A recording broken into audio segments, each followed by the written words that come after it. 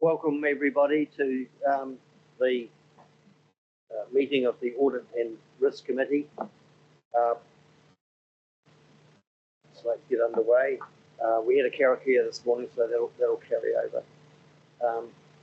We have apologies from Councillor Sunkel, and just to advise, online we have Graham McGlynn, who's overseas at the moment, so thanks Graham for attending the meeting. We also have Councillor Ward, who's online as well. Just wanted to begin the meeting by letting people know that this is a new committee with the Council's restructuring committee structures. This committee is now concentrating on audit and risk matters, and hence the name change to Audit and Risk Committee. The financial matters, performance reporting and transparency issues will be dealt with through the Regional Delivery Committee chaired by Councillor Ward, who's also a member of this committee. We have two new members on this committee, who were on the previous Audit and Finance Committee. We have Councillor Swiggs and Councillor Ward have joined the committee, and Councillor McKenzie has resigned from the previous committee and is carrying over to this one. The committee will also be looking for a new independent committee chair. My position is as deputy chair representing councillors. So welcome everybody to the meeting. We also have new terms of reference that that highlight the direction of this particular committee. Councillor Robinson. Sorry, I just thought it might be good to identify some of the people online for the extra. Oh, you have? Sorry. I didn't know. Councillor McGlynn and Councillor Ward are online. Oh, sorry, Graham McGlynn, who's our independent. Sorry, Graham. We're always. Oh, okay. I see. Sorry. Okay, also noting online that we have Councillor Mackay and Councillor Pauling and Councillor McKenzie listening in. Thank you. Okay, we'll get underway. As I said, the apologies from Councillor Sunkel, no deputations. This is an open meeting and for the public and will be recorded. We'll now move to item 7.1, which is the unconfirmed minutes of the Audit Finance Risk Committee on the 16th of May. Are there any matters of accuracy relating to the minutes?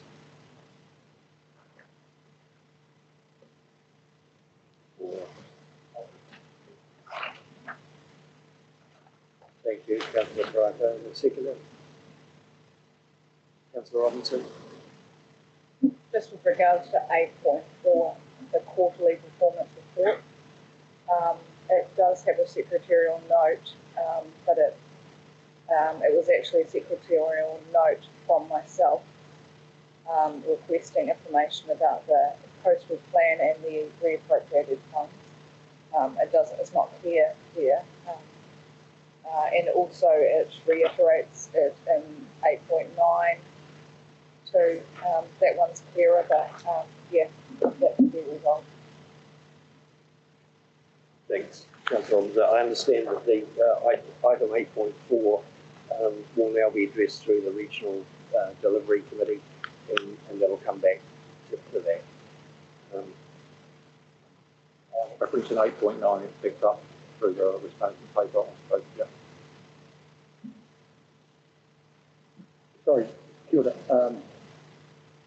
Yeah, Chair, so there's nothing changed on these minutes then? I just didn't get what.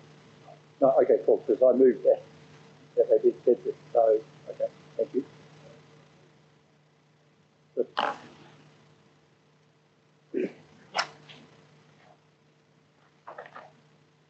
We'll now move to 8.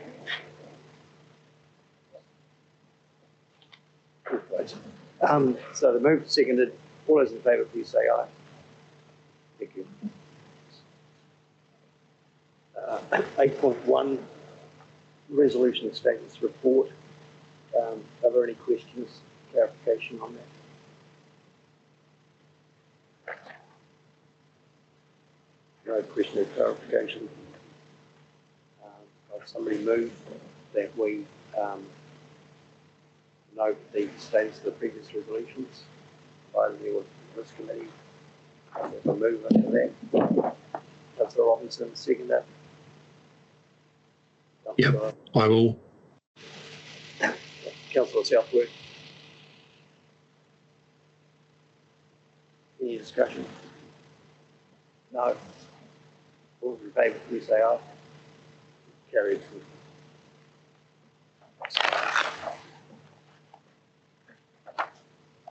We'll move to item 8.2. It's the committee work program and policy update. But Tanya to come to the table.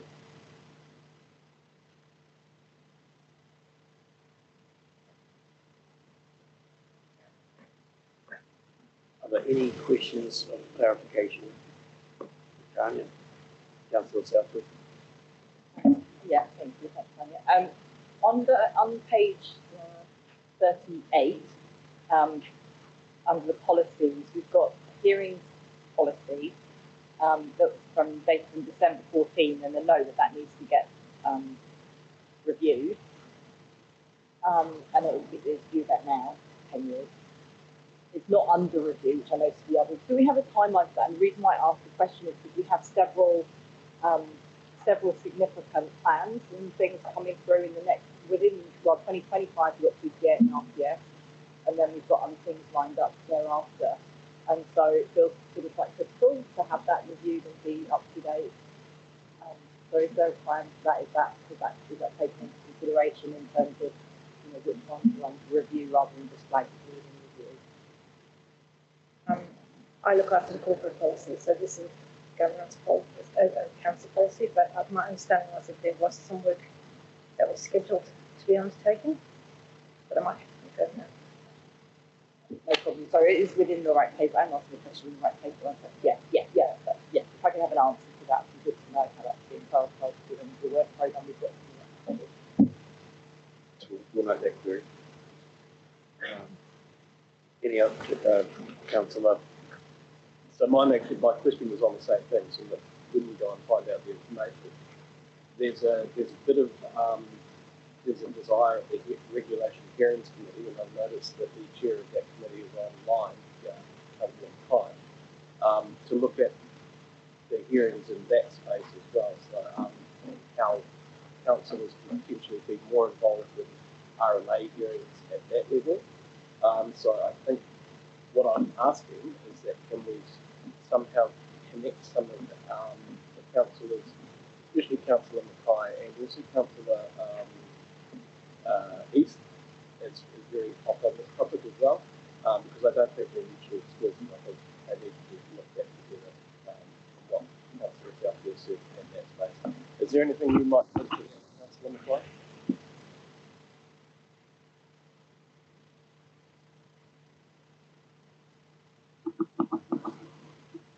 Yeah, sorry about that. I was on the wrong screen. I was reading the reading the agenda.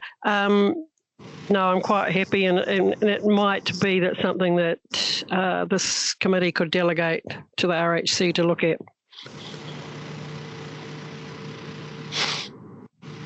Councillor Robinson, is this the same matter? 8.2.2. Oh, sorry, it's the one below it. Members' code. I'll come back to you. I think that we just take a file note and just say that we'll just have some discussions with RHC about coordinating a response to that item.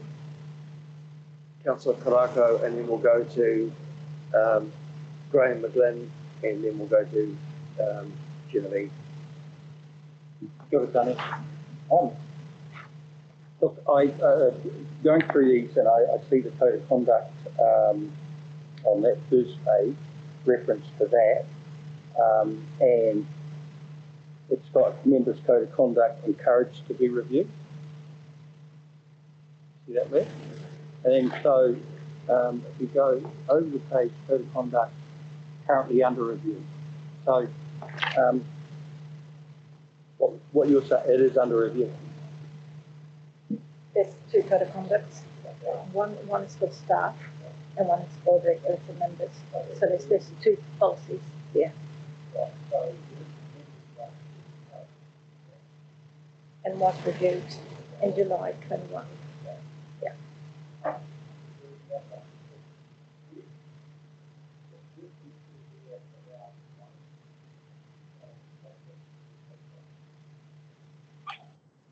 Can I just say, I think my understanding is that it is under review and it is programmed in, and I think that might be resting with, yeah, so we'll just find that, but I'm pretty sure that that's, we'll just take, Stephanie, wonder if you could. Thank you through you, Chair. So the Chair and the Deputy have agreed that subsequent to all the decisions you've made around committees and the like, that we are going to do the delegations manual and the code of conduct and review that with you fairly soon. So that is upcoming and on the agenda. Okay, kia ora, because that was my next question about the delegation, how that fits in. Okay, that's good. I have a supplementary though. And maybe, I just wondered in here, because one thing that we have been very cognizant about, and also there's been a number of questions asked, is about the terms of reference for the Rokutuia. And I'm just wondering where that sits in here, because it's an inherent risk, is that if it's not done, my point is that we've still got references in those terms of reference to commissioners. So where does that sit?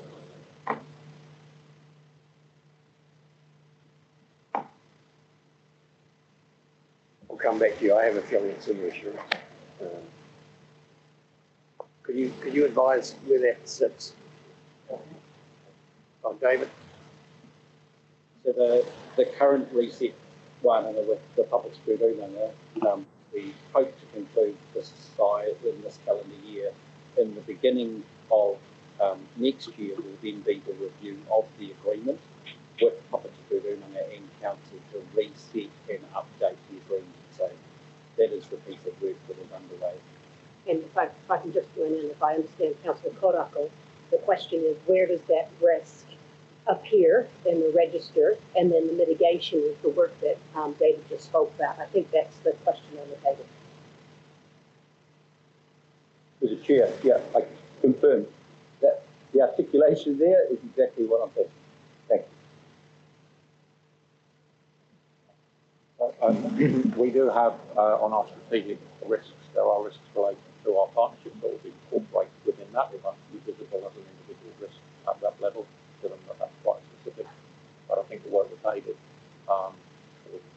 leading with the organisation is to start up with the reference are reflective of the fact that we have council rather than commission. Well, that's only one of them. There's quite a number of them, but I'm just saying that we should prioritise this higher. So the set of policies here is reflected some work that we did in the last 18 months, 2 years, to review where our current policies were, and we identified at the time that there were a number of out of date, and that we wanted to make sure that we got them to a point where that they were current and that they had a regular review cycle. That applies both to our corporate policies and also to our council policies. One of the things we will be doing is we review these policies and update them is to ensure that they do have a defined review period. So the ones that you see currently, for example, hearings policy, there is no review period. There is no requirement to review it. However, it would be good practice to ensure that it is regularly reviewed.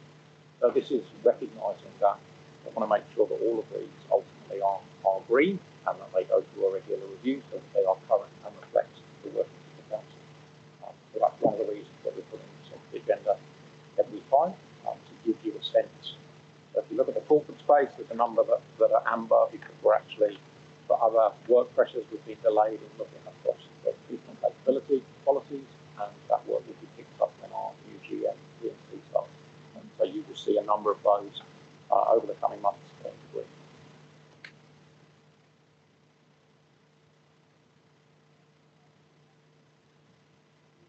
To close it up, then I think we should note that there was concern about where that fits within the risk register, and we'd like to see that identified on the risk register with the program. Genevieve? Thanks, Chair.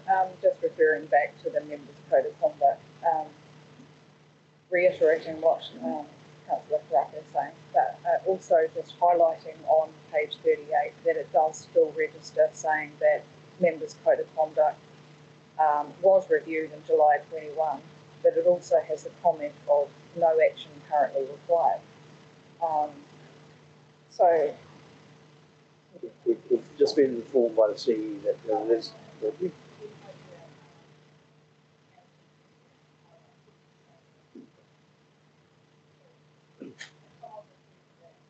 Yeah. We've now clarified that that was an included statement. Thank you. Graham McGlynn.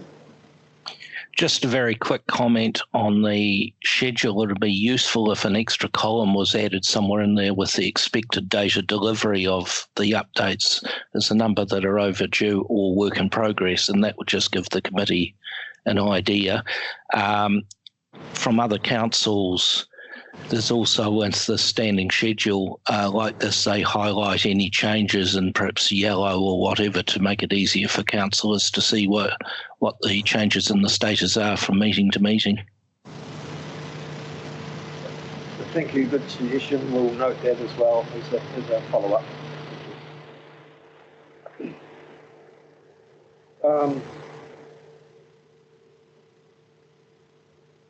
Okay, so no more questions on that.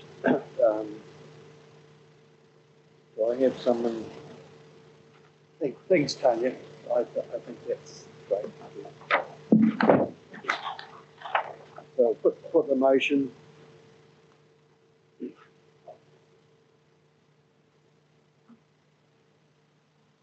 We note the initial changes to the initial changes to the annual committee work plan following the approval of the new council committee structure and revised terms of reference of the audit and risk committee, and notes the status of council and corporate policies.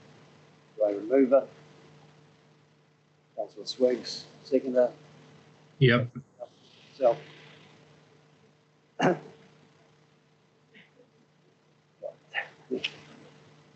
Thanks, Councillor Ward. Just my eye catches the council with the hand up, so thank you. I'll bear in mind to watch at you. No further discussion. All those in favour, please say aye. Aye. Carried. Thank you. We'll move to item 8.3. And Wendy, I invite you to obtain it.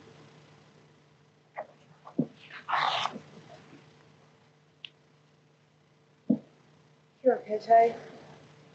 The purpose of this paper is to provide the committee with an update in relation to health, safety and wellbeing matters. On a point of clarity, under key points, bullet point 5, incidents, the final sentence should read, which has since been partially lifted. So I'll open the floor for questions. Are there any? Councillor Swiggs, question? Yeah, hi, thanks. It's interesting paper. Now, I was referred to this yesterday when we were speaking to the Chief Executive. The page 42, the little Zoom diagram or whatnot, and the OCP career performance matrix there, or whatever it's simplify. The blue line obviously is environment industry, and that's in the career path is significantly higher than, well, it's higher than, say, government and other industry sectors. I note that in point 14 you say environment industry finance performance consistent with the sector. But that looks like an outlier to me, and I'm just overlaying the information that we overheard, well, that we had yesterday from the chief executive. And where I'm going with this is, are we in our organisation finding that people are unsatisfied with where their career progression is at? And are we looking at that from exit interviews that we have from our staff to see if it's an actual thing? Do we have any metrics around our attrition rates coming through these papers? So when I sort of see that in the information yesterday, that's the information that I would like to see and understand, and so we understand what the sentiment is of our staff. Because I don't want to know, well, I want to know is, are people satisfied with their career options within our organisation, and what can we do about that to maybe help people out? Can I interrupt and just ask Stephanie to report on that? Stephanie actually reported that to us, those results yesterday. Thank you through you, Chair, and thank you, Councillor Swiggs, for the question. There's two answers to that. The first one being that we do have an organizational health set of data in terms of the number of the turnover of staff and the exits, and we can certainly provide that. I provide that to the CE Performance Committee. With regard to these, part of them are also about enabling staff to transition. You might be aware that we have a number of staff going towards retirement. And one of the services we provide staff is, rather than them just leaving, is how does that transition look, and they can utilize OCP. Chair, it may also be useful, there's another part of my conversation I'd like to share with the committee, but I think I would need to do so in Public Excluded. Thanks, Stephanie. I think we'll take you up on that if we have time at the end of the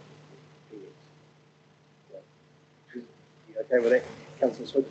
Yeah, I think moving, I wouldn't mind if this committee does in this section potentially look at that attrition rate for environment industry as well at some stage. And I know I've heard that, but I think it's something that would be quite useful in the context of this report as well. And I've got one other question related to this report. We'll note that as well. And the second question? Yeah, so my second question was around the critical risk program. The firearms have finally been added with, and sorry, I'm only new to this committee, so this may, and I noticed that further down the report that you had a stop work notice in February. But my question is, how has firearms only just been added to our critical risk program? Given what Christchurch has been through and the history, I just wanted to understand how that's only just been added to our critical risk program. Added because this is not about firearms in the general environment, it's actually about firearms in use in the workplace. And so we identified through the work we've done in terms of the rebuilding triangle, in terms of the safe storage of firearms for use by staff. And that prompted us to identify put a stop working in place, to have the appropriate controls in place, and then add that to the risk place. So this is about firearms that use by our staff for activity, whether they need to be used, whether they should be used, and making sure that they do use them, and we have appropriate training, but also appropriate storage facilities. And that prompted us to add it to this place. Just based on that, can I be reassured that we haven't had any, were they in the past, have they not been stored in appropriate places or stored appropriately or something? What would be normally under the law of the Act?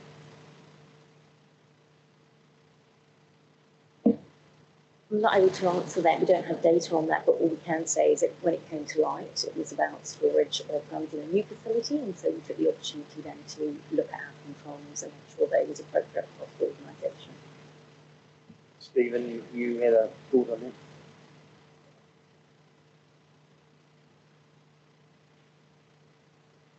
Thought's gone now. So, Look, it was around making sure there's no evidence at all that anything is wrong, that people were following the law, because if you have a firearm in the workplace, you still have to follow the law, right? You still have to have a firearms license, you have to follow the protocols around storage and all those sorts of things.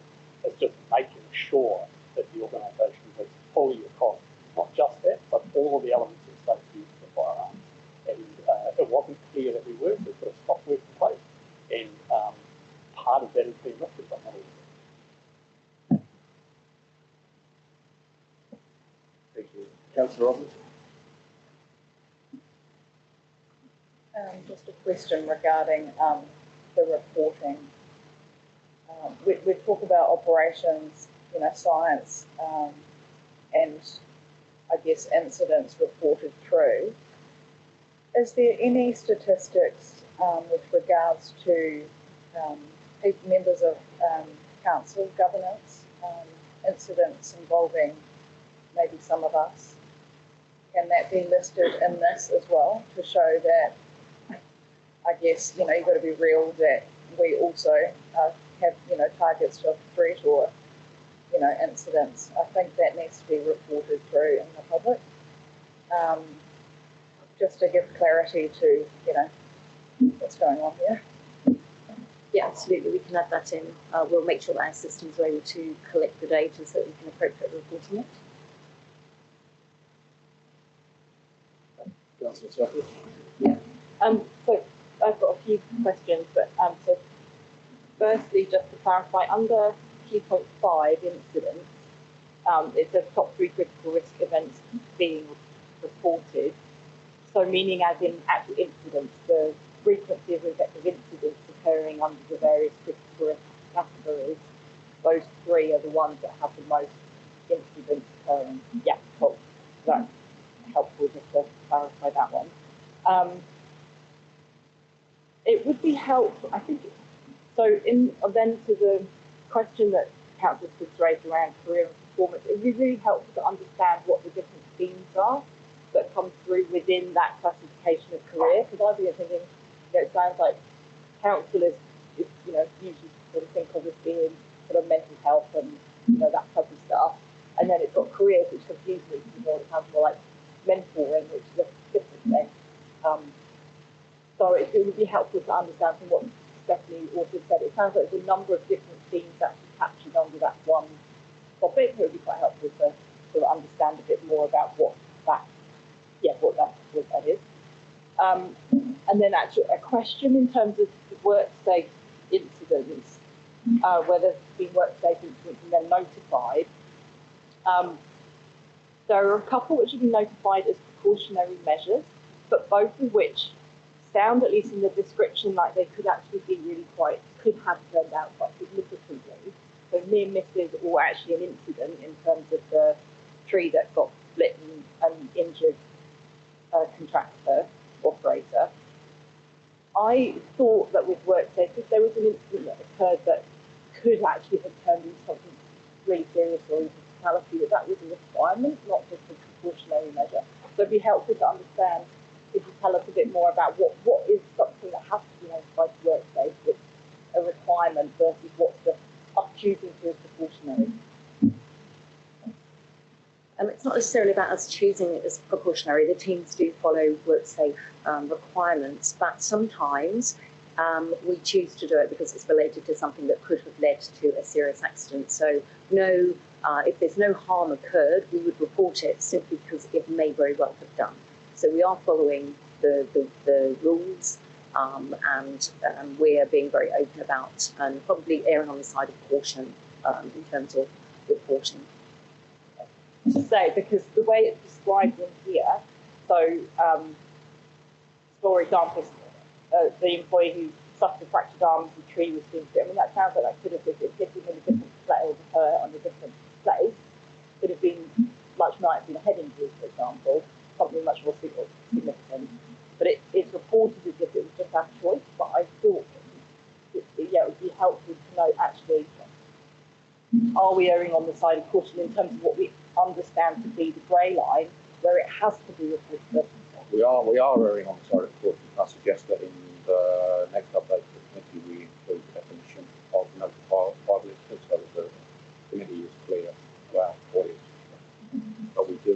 outside of court can tell them more than we actually need to. I totally agree with that as a principle, but it's the way it's described sounds like we're a bit, yeah. And then hazardous substances has got a few popping up. I'd be really interested to know a bit more about what hazardous substances are we using. Is there a particular hazardous substance that's coming through as critical incident? And what are we doing about that? So that's on page 44, under 17, reporting, incident reporting. We haven't really had much discussion around hazardous substances. And yeah, I know there we've got one in May, two in July, in July. We could know a bit more about those and what we're doing.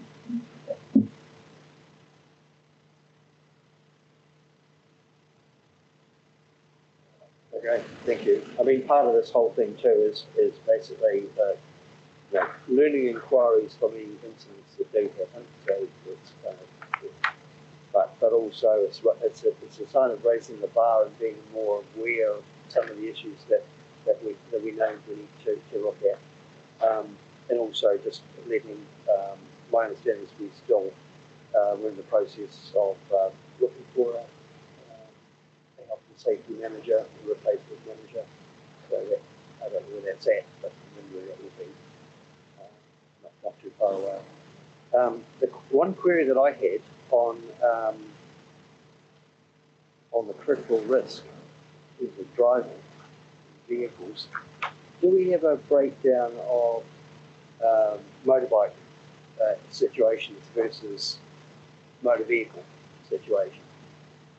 Do we have those statistics? I'm thinking of an on-road, off-road. Do we have that level of data? We could have a look at it manually if you found that of value. It would be of value because it kind of relates a little bit to the operational team, and they might find it useful as well. Thank you. Are there any other questions? No further questions. Thanks very much, Wendy.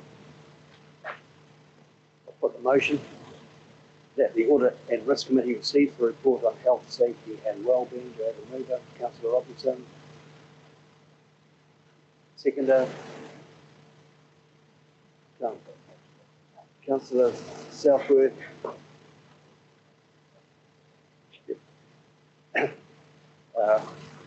No further discussion. All those in favour, please say aye. Aye.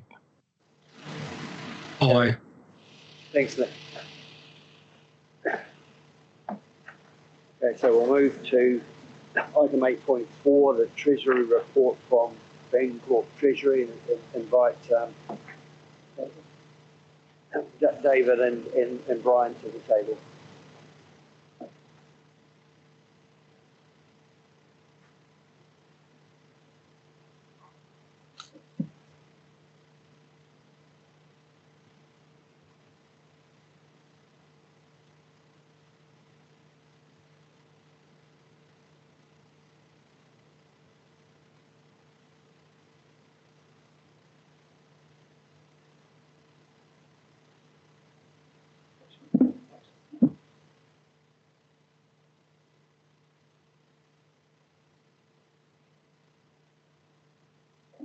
Good morning, everybody. For those that are new to this rebranded committee, hi. Just to explain Bancorp's role. So Bancorp is a Treasury advisory company. We're engaged by Environment Canada to provide advice on its debt funding, which includes its interest rate risk and its investments. And the rules around those in terms of risk parameters are defined by its Treasury policy. So that's pretty much what our role is. Sometimes we branch into other areas, but that's our main purpose for being. Now, as this is a new new committee, if there's any suggestions afterwards for a different approach, please let me know and I'll incorporate that into future presentations. So let's jump into it. So the title of the slide is A Lot Has Changed in 87 Days. Now, the Reserve Bank gets a bit titchy if you talk about a 180-degree turn from them in terms of the approach to monetary policy. So I've decided to define this as a 175-degree turn. So going back a little bit, just to explain what I mean, on the 22nd of May, the Reserve Bank came out with one of their regular 6-weekly statements, which sort of forecasts a possible OCR increase and no further interest rate cuts until August 25. And then 87 days later, on the 14th of August, they cut interest rates. So that's where I think the 175-degree turn description is worthy to describe it. Now, beyond the fact that they cut rates, they're actually forecasting a series of rate cuts that will take the OCR to 3% in September 27.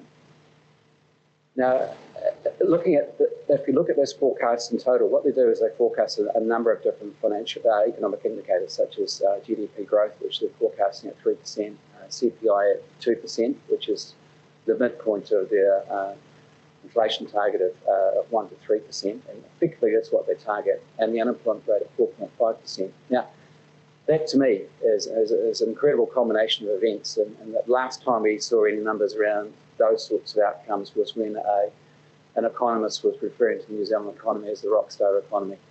So let's hope they're right, but I think we should be healthily cynical around those forecasts.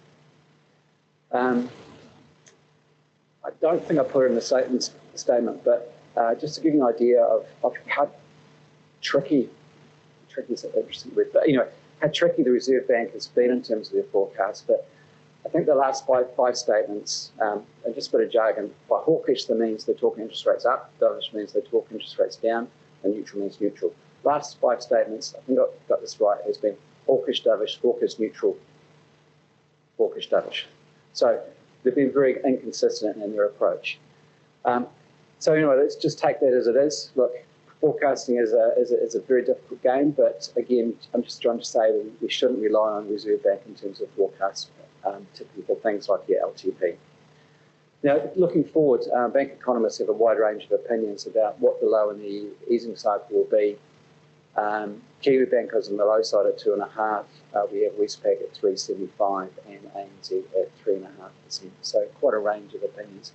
Now, this is all important for Environment Canterbury because it has reasonably significant debt now, and what we're trying to do is position Environment Canterbury so it benefits from the lower floating rates when they come, and how to make the most of those lower interest rates. This is just more a background, so I'll just run through it. But this is pretty much what the Reserve Bank was pointing to when they decided to move from a situation where they're talking about raising rates to cutting rates. So they look at what they refer to high frequency indicators, which is heavy traffic, like how much trucks are going up and down the road, which is a measure of what sort of goods are traveling up and down the country. House sales, job ads, purchasing managers index, purchasing services index. So they're basically the key things that the Reserve Bank is looking at. Now, interestingly enough, since the statement in August, a number of those indicators have actually moved higher. So we're already seeing some benefit, whether it be sentiment, that no confidence is a fragile thing both ways, but touch wood, maybe we've seen the worst in terms of the economy. Again, just background for you, because this is kind of what the considerations that we think of when we look at your exposures. So we look at evidence, and by evidence we mean, look, what have the recent easing cycles been since 1999? So there have been 5 rate cut cycles. I won't go through them there, but barring the GFC, which was a huge 5.75% cut, the other cuts have been 75 basis points to 1.75. Interesting enough, in terms of current pricing, the market is actually already factoring in around about 2% of cuts. So there's a lot of aggressive rate cuts built into the current fixed rate pricing. Now this is just an extract from your quarterly Treasury report as such. And again, look, just as you would expect from a liquidity and funding point of view in terms of your policy, fully compliant, liquidity ratio is great. a good weighted average cost of funds, and you'll get some benefit, or get quite a significant benefit when, well, you're already starting to see the benefit of lower rates. And again, just more background in terms of where you sit, in terms of policy, and in terms of the key metrics, and in terms of those respective policy bands as well. So what's on our mind for the coming quarter?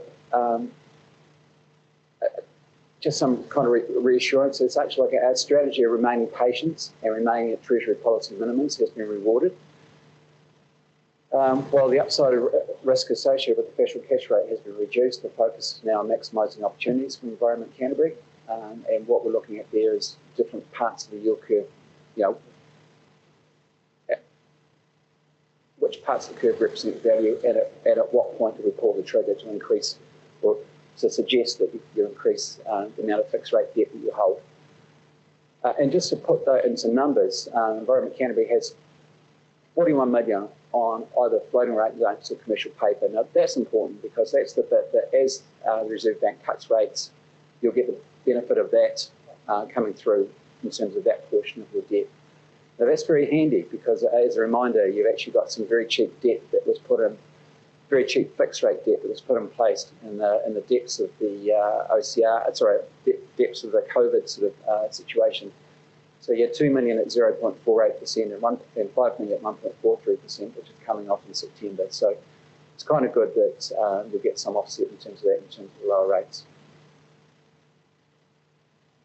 And that, ladies and gentlemen, is a quick rundown. But so any questions are welcome. And it's purely about those last lot of slides. Can we get a copy of that, those slides? Some of them in. Yeah, but not though. I've got all those, but the two that you started off with. Yeah, this one, that one, and then the other one, the last one that you spoke. Thank you. Sure.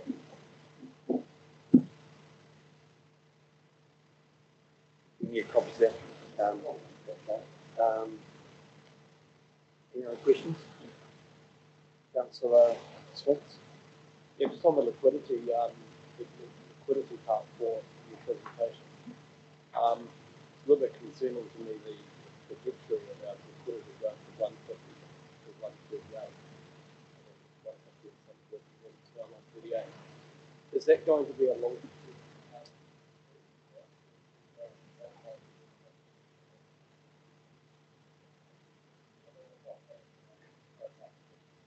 Yeah, a fair question. It's an interesting balance because the more liquidity you hold, there's actually a cost associated with doing that.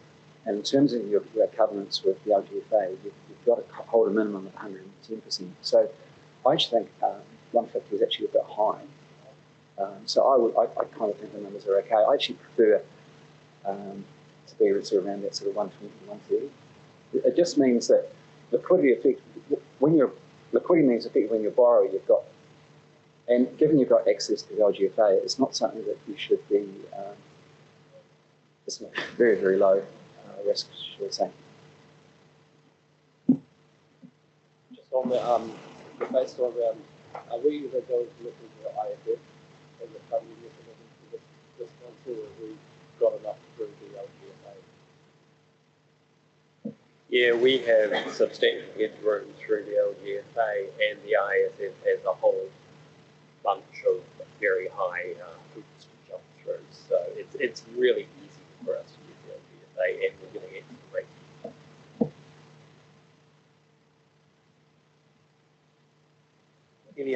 Any other questions? Graham McGlynn? Thank you.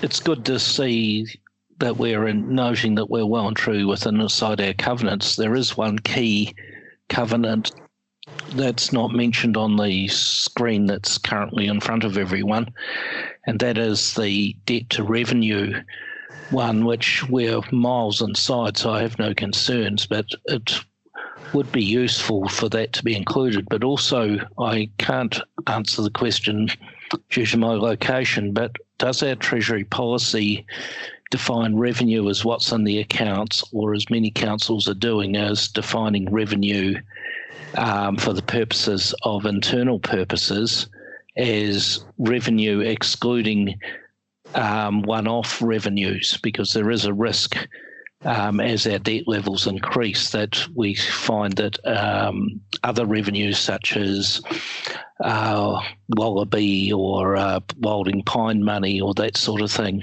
which is included in total revenue, suddenly disappears, and you get an inadvertent blip in that particular ratio. So many councils are defining revenue as recurring revenue that they have some level of control over. Yes, in dealing with the LGFA covenant, it is related to rate income in terms of the hoops we go through. But for example, the LGP measures we use total revenue.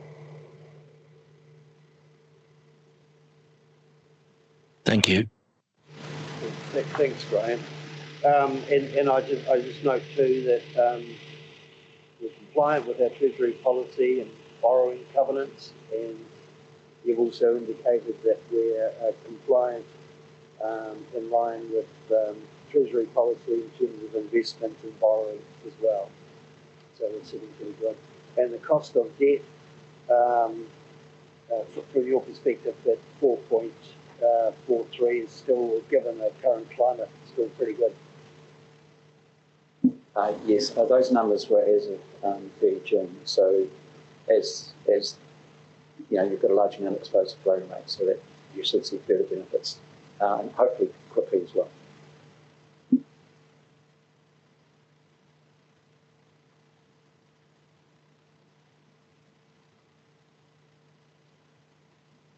Councillor Sweet. I don't know whether it's relevant. It kind of is relevant, I suppose. But the Reserve Bank is one part of swap rate at the moment in terms of New Zealand's small little pool of financing in our country, far bigger influence on where interest rates are getting. Do you think it's worthwhile to also sort of look at that as in the presentation, sort of rush through that, or is it not something that we need to worry about? Because I know swap rates kind of are market leading, and the Reserve Bank is usually that's lower at the time. That's a really good question. We've previously covered that with previous presentations, but the way I interpret the markets is 0 to 2 year rates are really a reflection of what's under control, what the Reserve Bank can influence. Obviously, the OCR and cash rate, you know, that correlation there is 100%. As you get out to 2 years, that correlation disappears.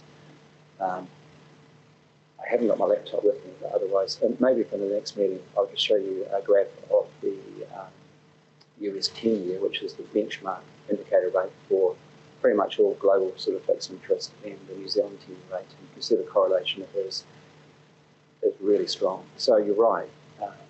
And in terms of the things that I think about in terms of my day-to-day sort of stuff, it's probably 70-30. 70 is based on overseas factors, 30% in terms of New Zealand. So things that trouble me at the moment are things like the US election, which who knows what that could do. So the policies are significantly different between these two parties. One other question in relation to that is, and sorry, you may have covered this in past committees, so I'm just trying to catch up, is does this council have much exposure to international currencies? Because at the moment there's a huge amount of volatility as the rates around the world start to change, especially the US dollar. Do we have much exposure to US dollar or any other international currency? We have minute amount of exposure, just purely on supplier invoicing, which is a relatively small amount. Sorry, the next question I have is, is there an influence in this stuff with our shipping costs, international shipping costs, with procurement, everything like that? That's skyrocketing at the moment, so that influence.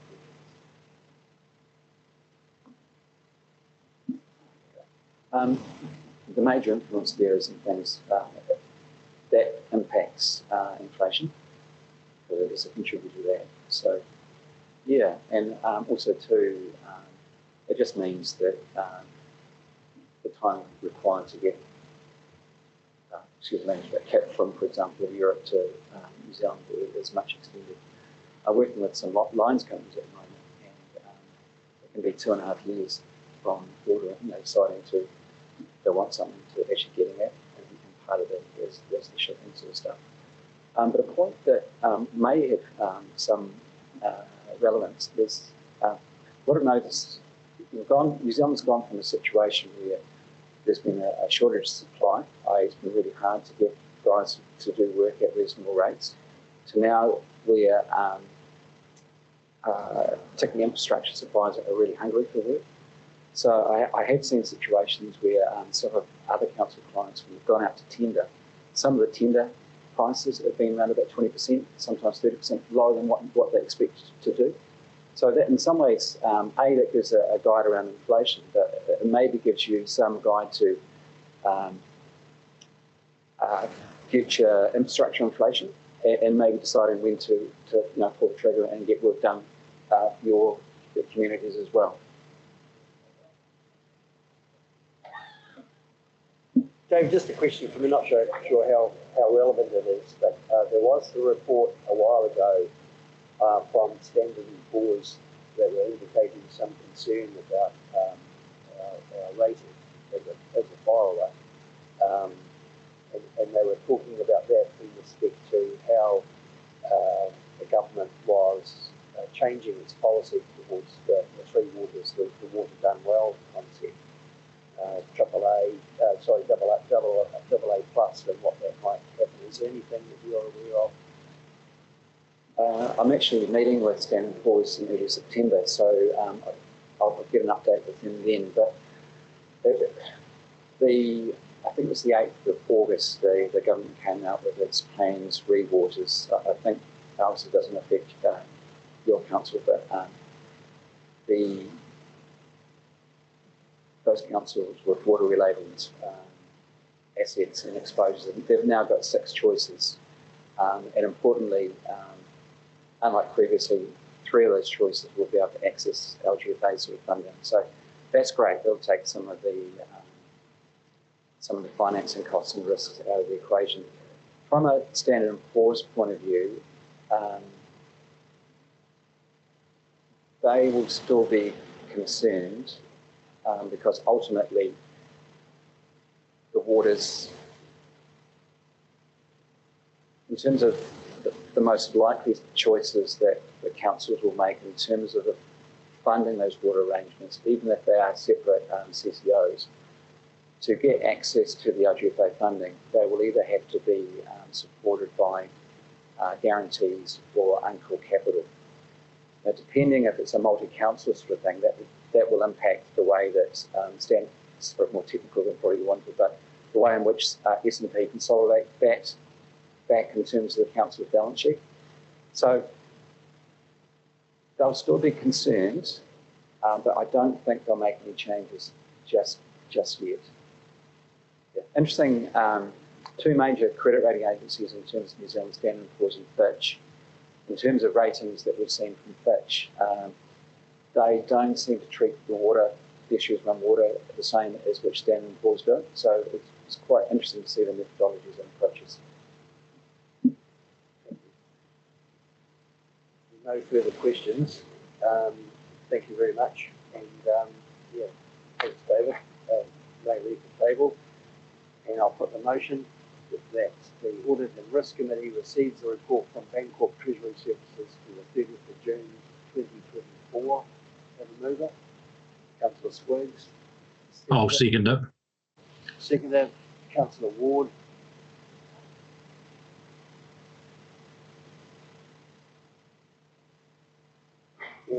Any further discussion? All those in favour, please say aye. Aye. Carried. Thank you. We'll now move to item 8.5, public liability and professional indemnity, and just inviting Brian to the table along with Deanna McDonald from National Client Relationship Manager with Aon New Zealand. Well, welcome, Deanna. And councillors should have a copy of a presentation from Aon. Thank you. Welcome.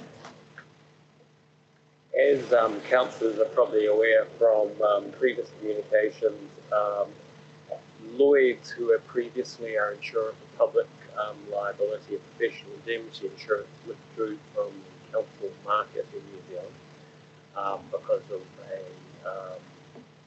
the perceived risk, I suppose, in relation to a number of council claims that are currently underway in the market. Fortunately, we were able to find a replacement cover with the help of Aon.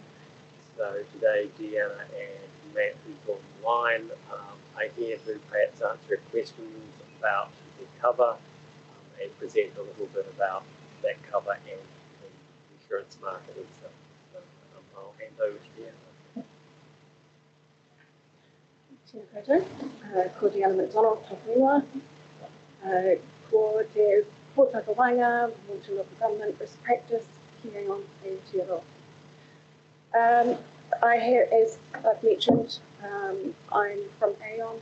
Online, I have Matthew Wilson, who's our national manager, and we'll just go through and talk you through the what's been going on in the market, where we currently are. We would prefer not to talk about what was happening previously for you, because we don't want to get involved in the politics behind that side of things. So we will leave that one alone, but we can talk about where we are currently and what we're doing from now on. So I'll hand over to Matthew and he can talk through this part. Good morning, everybody. Hopefully you can hear me okay. Yes. Yeah, apologies for not being there in person. I'm actually in the process of putting all the liability submissions together for councils, and we're going to London to talk to markets shortly. But I'll give you a bit of a potted history. As Brian alluded to, we became aware that there was going to be an issue in terms of your previous placement and the markets that we used out of London, with suggestions that those markets would be withdrawing. We were able to come up with a solution. Aon act for a number of councils throughout New Zealand already, and we were able to utilise that market position to provide some cover for you at short notice. The issues largely have been around building consenting claims, and I know that is not a direct issue for a regional council, but there have been a number of court cases recently where the application of a particular exclusion under your previous placement has been overturned, which meant that there were a number of claims that came out of the woodwork or were relitigated, and this caused a degree of consternation in the markets. The previous placement you had was through London markets, but it was what is known as a ground up placement. And what that means is it attached from zero in terms of dollars, basically. So any claims would have been dealt with by those markets. It has caused issues. There is limited capacity. But as I say, because of our existing relationships prior to 30 June, acting for 30 odd councils for their liability placements, we were able to put something together at short notice to ensure that you had continued cover for both public liability and professional indemnity. Could you go to the next slide, Dean? Okay. So what did we get in place for you? Now, this will look fundamentally different to what you had previously. And this was a case of needs must, to be honest with you. As I mentioned before, the previous placement you had was on this ground up basis. What we have in New Zealand through New Zealand insurers is a primary layer cover that primary layer provides $15 million worth of professional indemnity insurance and $15 million worth of public liability insurance. There is an annual aggregate under the public liability insurance of $30 million for claims resulting from natural disaster. And just to be clear, the natural disaster definition from a liability insurance perspective is different from a material damage or asset insurance. And that natural disaster definition for liability will include losses resulting from flood or weather events. Now, public liability is all about damage to third parties' property. Professional indemnity is about financial loss caused through poor advice. So this could be resource consents that are issued incorrectly, or any of your other professional activities. We have just put a couple of examples there. Now, well aware that probably prior to that, you may have had somewhere in the region of $300 million worth of cover. That is, frankly, an incredibly high number and is not necessary in New Zealand. And one of the main reasons for that is we don't have the same exposure in New Zealand for personal injury claims due to the presence of ACC. So the primary 15 million that we have arranged, excuse me, through New Zealand insurers is there, secured, in place. And what we are actively looking at doing currently is to secure an excess layer placement in other markets, primarily offshore markets, London, Australia, potentially Singapore, to build that limit of cover up for you so that you have a higher number. We are looking currently, thank you, Dee. What we are looking to do is, if you look at the diagram there, the red portion, that would be the excess layer. And that excess layer would be, we're targeting about 145 million, which would be in excess of the 15 million. And that would be shared amongst a number of councils, most likely be shared across 19 councils, who are the ones that we Aon were appointed to act for from 30 June. It's very important to note, however, that 19 councils does not include the likes of Wellington or Auckland. So it is largely regional councils and smaller provincial councils.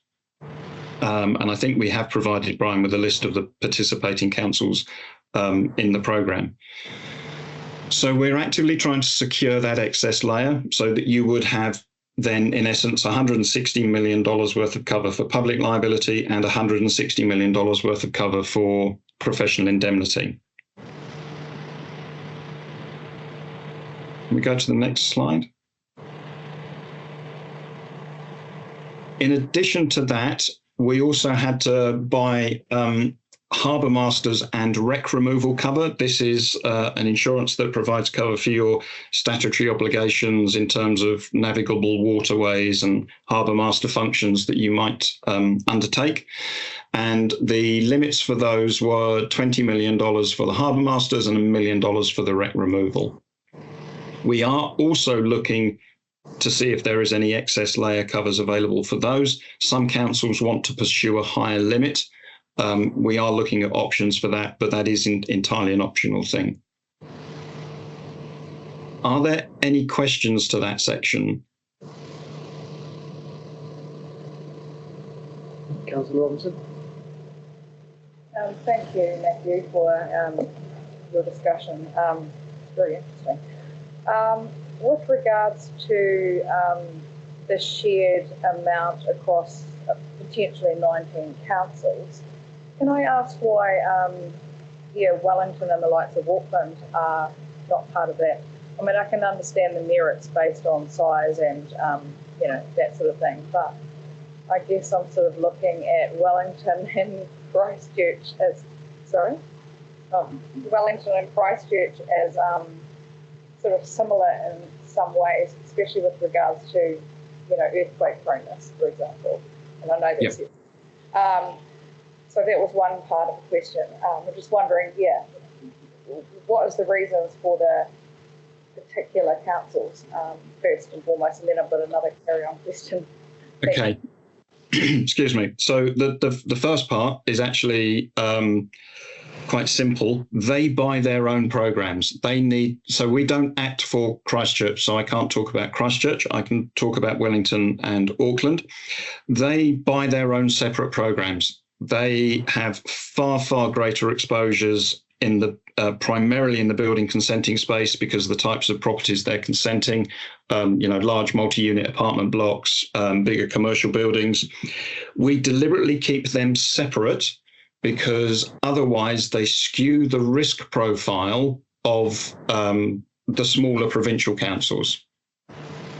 So they buy their own cover, they're kept separate, and that protects the risk profile of the smaller councils and regional councils. Matt, I'll just add into that if I may. Sorry. We've also been acting for Auckland and Wellington for quite a number of years now, so they've been on their separate program for quite a while, whereas your program with the 19 councils has just been put in place for yourselves since the 30 June change. So for all those councils that came over on 30 June, you're in that group. Okay. Just one more question with regards to your final, the liability harbour masters. I'm just wondering, I might not be able to answer it. Are we potentially one of those groups that would look at increased cover or liability cover for wreck removal or the like? So someone can answer that. Because it doesn't seem like a lot. We've actually never made a claim. So if you look at the overall likelihood of needing substantially higher coverage, it would appear to us currently to be quite small. Is there an ability to look at individual events or projects and have like a tack on increased cover with potential project or like you can, if you're working on a particular project, someone, the client or whatever could request a tack on or a top up of indemnity or cover for that specific. So normally when you're going through a specific project, you will be getting a project-specific contract works policy, which has a public liability or professional indemnity part to it, public liability. So that's already included. Thank you. I'm conscious of time. Sure.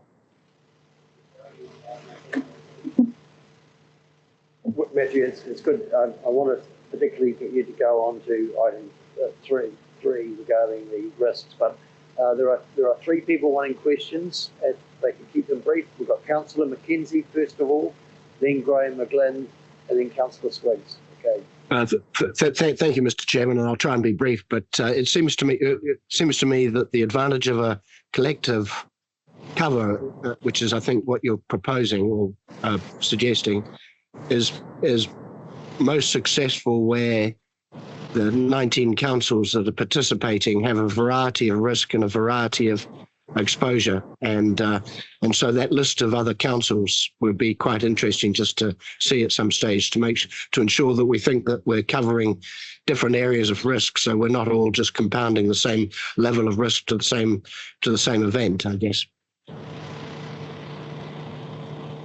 Agreed. If I may, through the chair, sorry if I don't follow the protocol.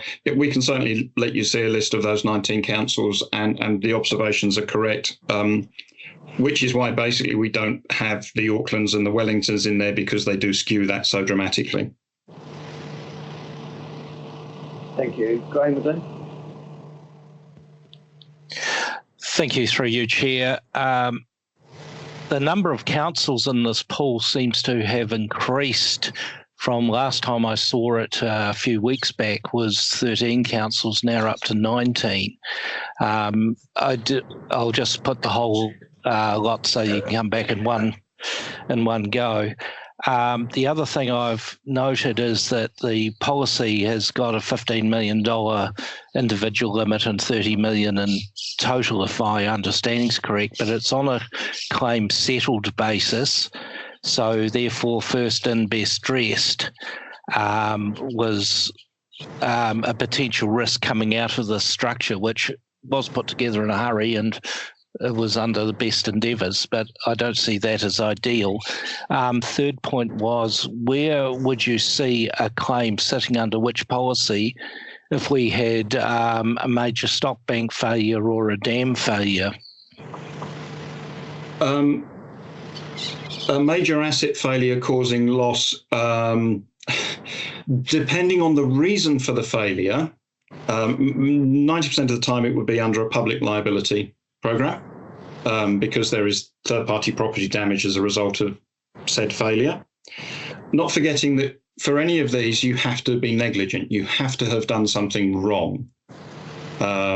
So just because a stock bank fails because it's been overtopped in a severe weather event does not necessarily mean that you are negligent and then there is a claim. You could possibly have that under a professional indemnity policy. It would be unlikely, but depending on the circumstance, if there had been a complete lack of error in design, a complete error in design or specification, those sorts of things, then it could technically be a professional indemnity claim, but more often these things would be under a public liability policy.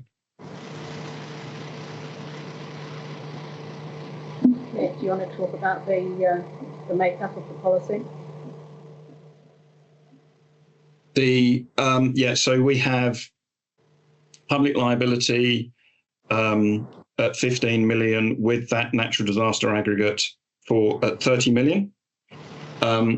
The professional indemnity policy has the $15 million limit, and then across the group of these councils, there is the shared $30 million for Building Act claims. Building Act claims.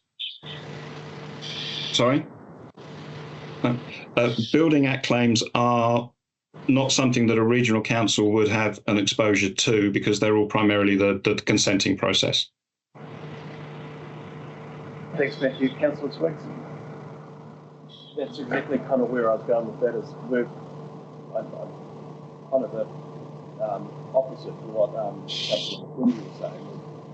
Are we better off to work with other regional councils rather than be lumped in with district councils, because that's where a lot of it sounds like that's where a big part of this risk stuff is being placed. So are we pricing ourselves into a higher price having district councils or building consent authorities in the mix, or are we better to be with just regional councils and we're exposed more to a certain risk, but it might be a less risk profile than the price of business?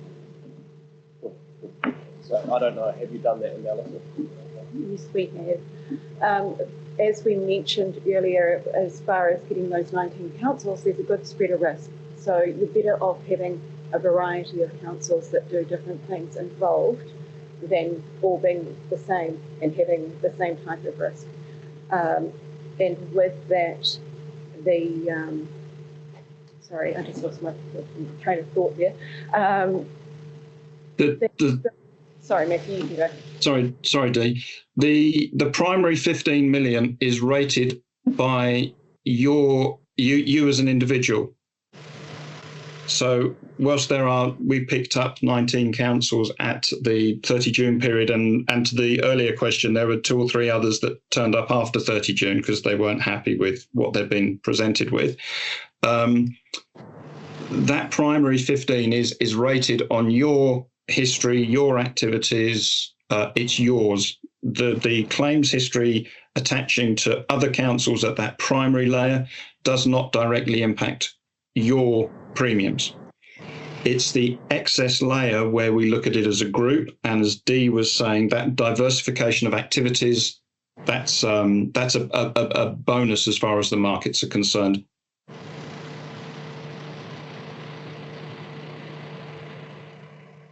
Thanks, Matthew, and thanks, Deanna. I think we might call this to a close.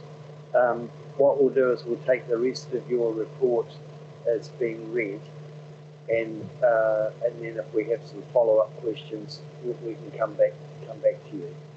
But thank you very much for and clarifying where we're at.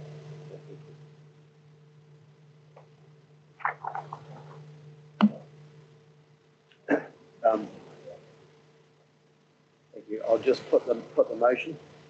Sorry, Councillor Swiggs, we're running out of time.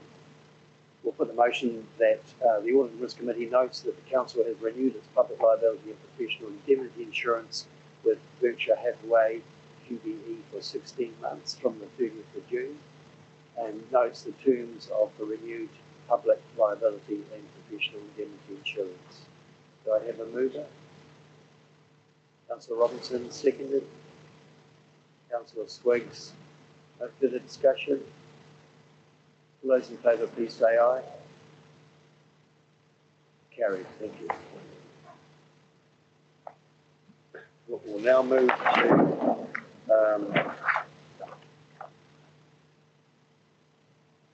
the item 8.6, which is the Holidays Act Remediation Project Update, and invite Brian to the table. And I think we've got Richard Longman. Hi, Richard. Welcome to the table. And Vaughan Harrison from Partners with PricewaterhouseCoopers. And if you could just, we've got a report from you and a presentation. So yeah, fire away, Vaughan.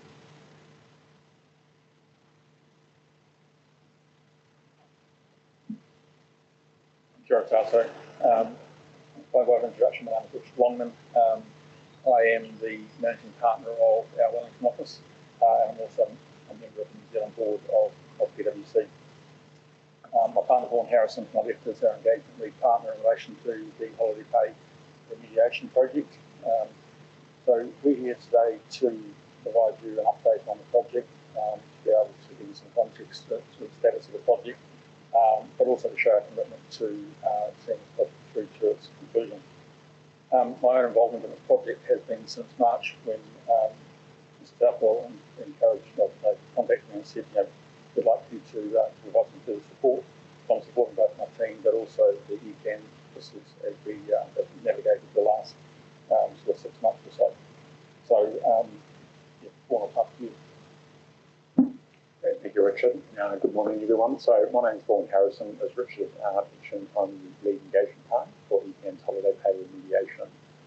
So I've been working very closely with the ECAN team and our team as well since late 2022. We're obviously very much aware in terms of actual duration that the remediation is taken, and obviously it's important to the council, or perhaps even more so the council's Mihi as well. So we're very much focused on wanting to make sure that we are delivering you a set of remediation results that are aligned to the Holidays Act requirements, but also importantly the expectations of ECAN and your current and former employees as well. So we have shared some slides today, but we'd like today to just be a bit of a conversation and sharing some of our thoughts and perspectives, but also being available to answer any questions or points of clarification that you may have. In terms of progressing the slides, can I do that from this laptop? Or is that something I'll need from? No, I can do that. Great. So what we thought could be useful is just to provide you an update in terms of where we're currently at with the remediation, the sort of overall timeline to date, and most importantly, what are those next steps and then next key actions. So overall, we have really appreciated the opportunity to work with ECAN in terms of actually remediating historical holiday pay for your current and former employees. We are committed to giving you a good quality outcome and one that's aligned to the Holidays Act requirements and the expectations of the ECAN team that we have been closely working with. Throughout these projects, we actually work very closely with a number of our clients, and we have really appreciated the important support from the ECAN team. Particularly around in terms of them being able to share, their valuable institutional knowledge as we look to understand different employees and different sort of working scenarios, Also their support in terms of helping work through and sort of resolve some of the data issues that have been encountered as well. Then also giving us perspectives about how the payroll has sort of like the management of it has sort of evolved over the 10 years that we currently have for remediation. So without the actual ECAN team, this would have actually been a whole lot more difficult, and we have really appreciated your support and input as well. So in terms of our current status, so we've produced what we call version 2.8 of the remediation results. It's a very significant milestone, and the reason for that is employees, what we call the definition of the day, in terms of how many hours they're contracted per day and how many days they work per week, they are fundamental drivers of the actual remediation. And one of the key challenges we've had, which has particularly been one of the drivers for our timeline, is that historically that the actual data that we've been able to sort of source for that has not always consistently kept pace with what is actually happening with employees' actual work patterns as well. So we've actually had to sort of like generate some quite new and unique approaches, being able to actually define and actually calculate that data to then feed into the calculation. So that's a very fundamentally important part of the calculation, and we've done like a line-by-line review over all the remediation results, 210,000 rows, just to actually check what's working, what anomalies need updating as well. So the outcome of that is what we've actually produced in version 2.8. So it's providing an effective and strong foundation to actually sort of take the remediation forward. So we believe we're very close. What we've been doing though with the version 2.8 output is looking at the top 20 employees based on the different types of annual and leave underpayments and checking to actually see do they make sense, are there any adjustments required. We have found some employees in there that from a data perspective we do need to make some adjustments, and as we've been making those we're looking at other employees as well. So what we feel is though actually once we sort of make these little tweaks, the results will be in a position where the ECAN team can start their own validation testing, and that's both in terms of themselves getting comfort around the actual logic has come to life correctly. It's kind of managing the data challenges that we have actually sort of encountered, and that the results are fit for purpose, and also as well where there are larger underpayments, that they are logical and they do make sense, and no one has been underpaid either. So we feel as though we're getting close now to a very good position where we're looking to actually make these last little tweaks and run the model early next week, and it only takes a day. And then we'll work with the ECAN team about giving their sort of feedback and approval and acceptance for them to start into the validation system as well. But one thing that's going to be very important with the actual validation testing is that the ECAN team has set aside 6 weeks for that, which we think is a good period of time. But what we want to do, our commitment is that we want to make sure we're available to the actual team. So, you know, if there's things that are coming up that they're a bit unsure on, they're a bit clear, we can sort of help them with that. Or if there's anything coming up that we do need to make some tweaks to any sort of data or results, our goal is to be able to sort of do that in a timely manner. So when we do get to the end of that 6-week period, we can actually have confidence that yes, the results are what they are, as opposed to we've taken 6 weeks and now we need to go away and sort of make some further incremental updates to the actual results themselves as well. So that's going to be an important step. Obviously the council are going to work through around what those results look like, what's happening in terms of the timeframes that council have in place to kind of address some of the actual root causes driving this, and understand that once they work through that, then they'll start to determine and explore the timeframes that they'll be looking to make remediation payments, and that would also need to consider any roll forward remediation we need to do from 2022 to the point that your systems and processes have been updated as well. So I appreciate that's quite a reasonable amount of ground that's been covered over sort of a 2.5-year remediation, but you're more than happy to sort of answer any questions or anything that you'd like to explore that further. Thanks, Vaughan. Any questions on the Councillor Southbridge? Yeah, thanks for that. A couple of ones. One, so I think you've sort of answered one I had thought was, it talks about tranche 2 being from 26 September 22 to present, and so my question would be, have we not got ourselves lined up so we're actually doing the right thing, complying now, but you would lose it to actually not to present, it's some point in time at which we've got sorted now? Like we're not continuing to have the missed payments going on. That's you. So one of the challenges with this work is we needed to complete the one work to understand the nature of the way in which the system has been working. But then, once we've agreed that, we then just literally initiated that program of work yesterday to remediate the system. We then have a system that do an internal audit to confirm that it meets the requirements of the Holidays Act, to then be able to recalculate from September 22 on the present time. And then you talked about 20 employees, and I was wondering, do you mean, like, are we looking at every individual one? And what I think I heard is that we don't have all of the data for all of the days and the hours that every employee since this kicks in to now is tracked, and we have.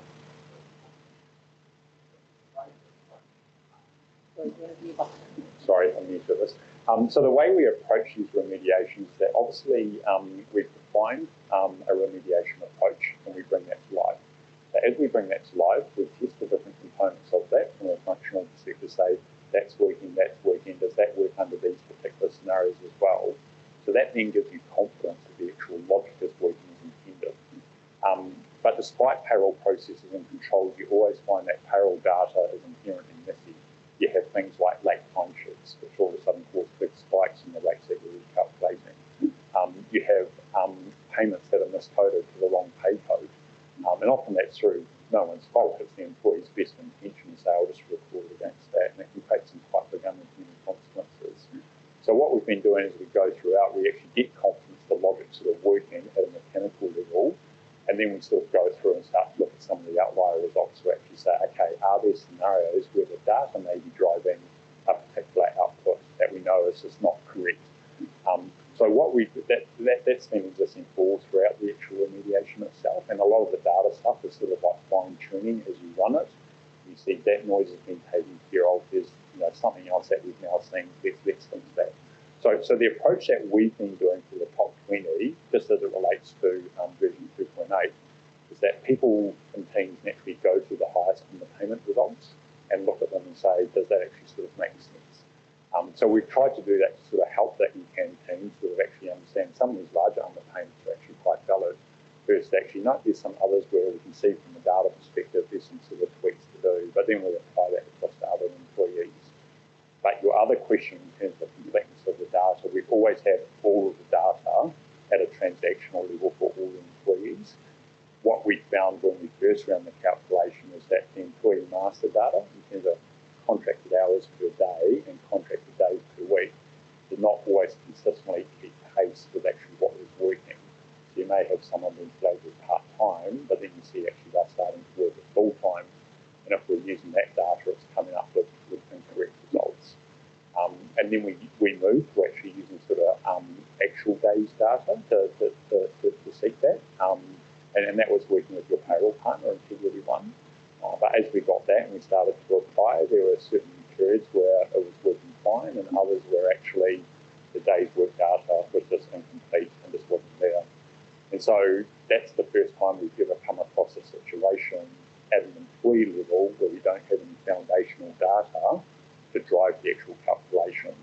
So we had to essentially, using about 90 different pay codes from Pay Global, try and reverse engineer how Pay Global had actually configured the employee for that particular pay period across the 210,000 different rows.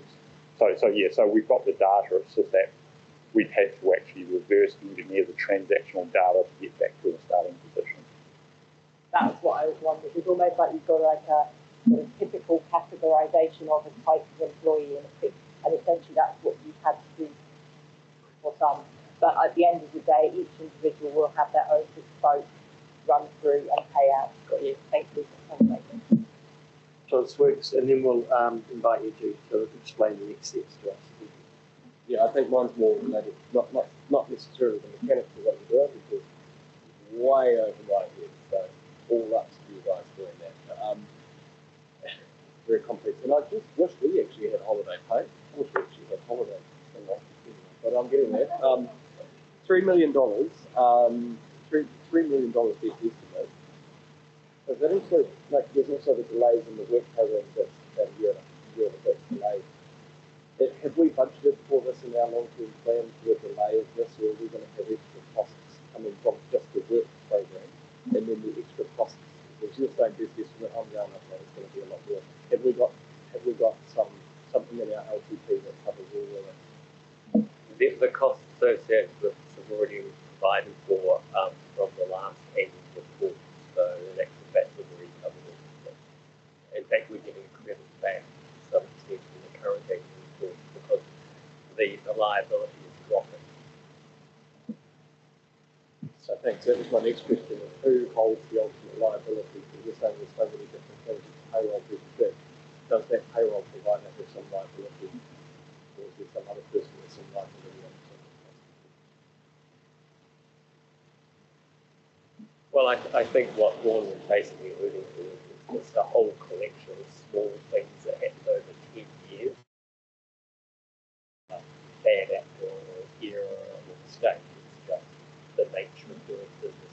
People come and go with the organisation and they lose jobs and all those sorts of things. And it makes the data, etc., very difficult to work with, I think. Yeah, I mean, obviously there's two parts as it relates to the cost, right? There's the liability that needs to be paid to your current and former employees, and the liability that we've calculated has stayed reasonably consistent over the last 6 months. A lot of the changes we've been making is around managing outlier records like 40 records here, 50 records there. And so the liability where it stands now, right, you can have some pretty good confidence it's not going to move substantially. The other part, though, relates to the actual costs associated with that. So the costs that we've actually, to date, are all aligned to our consultancy services orders or letters of engagement. We've invested significantly into this and not passing on a lot of the costs that you can in terms of correcting some of these things. But then to your point around actually, is there a third party that potentially has some ownership of this liability? I've had other clients that have looked to explore that, to actually say, you're a payroll provider, you're an expert in this space, we're not, how come we have a solution that's not compliant? And a lot of people have tried, and a lot of people haven't got very far, because the argument that comes back, which I do understand, is that the Holidays Act is an incredibly difficult piece of legislation. You cannot systemize it in the system and have a set and forget approach. You need the right combination of policy, process, data, oversight, and also system capability as well. And that's why so much time has now been spent with this working group to say, how do we revisit the Holidays Act to come up with a far more simpler approach that people can actually comply with. So, yeah, I've had one client that was successful, but everyone else hasn't got too far, and they've realised the effort to do so and the cost to do so just wouldn't be worth it. And then if the person that you've identified that's got a refund, liability and they've passed on, does that sort of that Councillor Karakia. Kia ora, thank you. So, just with the liability, okay, we talk about payroll and all that. So, does the Crown actually, I mean, do you hold the Crown to account then? Because actually in the paper, it's saying that, important consideration here is around the Act.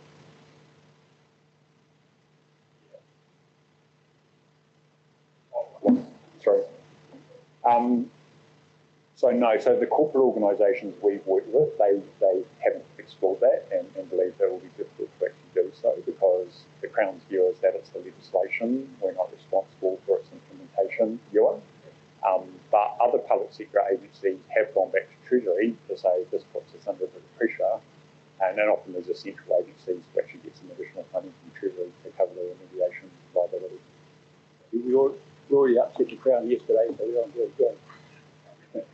Miles, you had a comment? To make one comment, Vaughan has talked about the complexity of our data, and Brian mentioned obviously the long period that we've had to go back in relation to fee calculation. One of the things we're committed to doing through the remediation work that I referred to is ensuring that we're clear about the processes and procedures that relate to the requirements of the Holidays Act, which set the minimum, and those things that Environment Canterbury decide to do over and above those, so that we have a much clearer split between what is legislatively required, so like 4 weeks, and we often provide staff with 5 week holiday and making sure that. So that will allow us to be more confident going forward that we're compliant with the legislation given.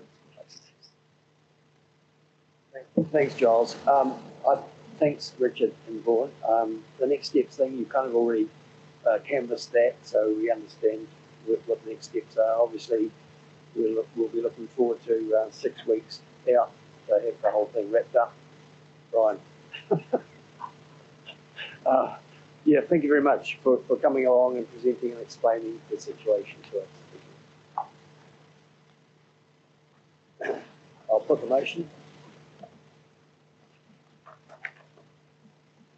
We note that the current status of the Payroll Holidays Act 2003 Remediation and Compliance Project, it notes that a representative from PricewaterhouseCoopers will attend the meeting to provide an update to the committee on the project. That's been done and completed, and thank you very much. I have a mover. I'll move to a seconder. Councillor Swags, all those in favour, please say aye. Aye. Carried. Thank you. We'll now move to item 8.7, the long-term plan audit management report.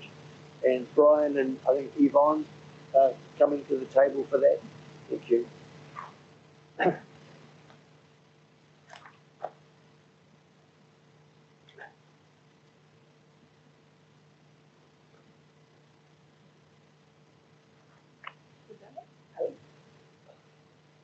Welcome, Yvonne, and thanks very much for this. And we understand that the unmodified report, and you'll just explain that to us as well. Thank you. So this report is in relation to the long-term plan that the council has adopted on 26th of June. I was here for the council meeting, so I'll keep this brief. So this is really a summary report to the committee, highlighting key matters and the recommendations that we put forward to management. So the key changes from the consultation document that went out for consultation was the rates reduction, and also we highlight some of the assumptions in relation to consenting that decreased the rates for $91 million over the 10 period of long-term plan, and that swap around the user pay revenue from the consenting. The only thing I want to highlight here is the page 77, the recommendation we put forward in relation to the system that facilitating the long-term plan process. I think it's important to remind management to consider the recommendation and implement them for the preparation of the 2027 long-term plan. I think that will be a positive contribution to the success of the long-term plan in 3-year time. And lastly, I want to thank you all the management involved with this process, and also the committee and councillors here. And this is my last meeting for weekend. I'm rolling off and pass on the weekend to Chantal. She'll up next. So yeah, it's been my pleasure to work with you guys, and also the management has been great, and thank you so much. I'm happy to answer any questions you have. Ms. Yvonne, thanks for your contribution over quite a long time frame. Councillor Karakia, you have a question? Sure, Yvonne. Thank you so much. And I hope baby's well. Thank you. Yeah. Say sure to you.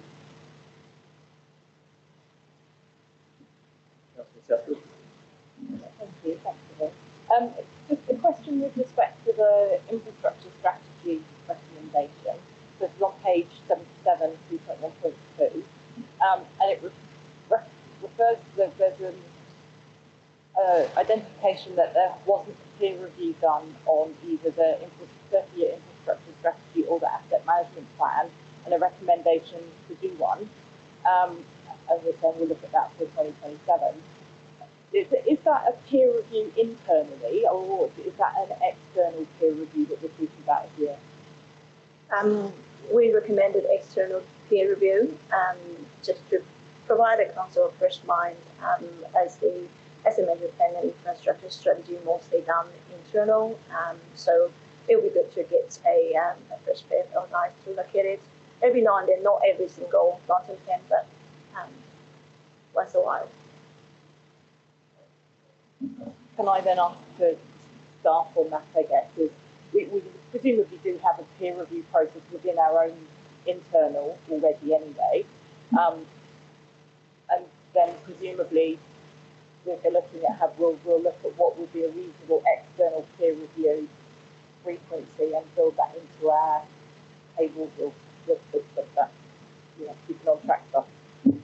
Yeah, absolutely. It's something that yourself and Brian will work with Lee and Stephen on to make sure that the 27 should be appropriate.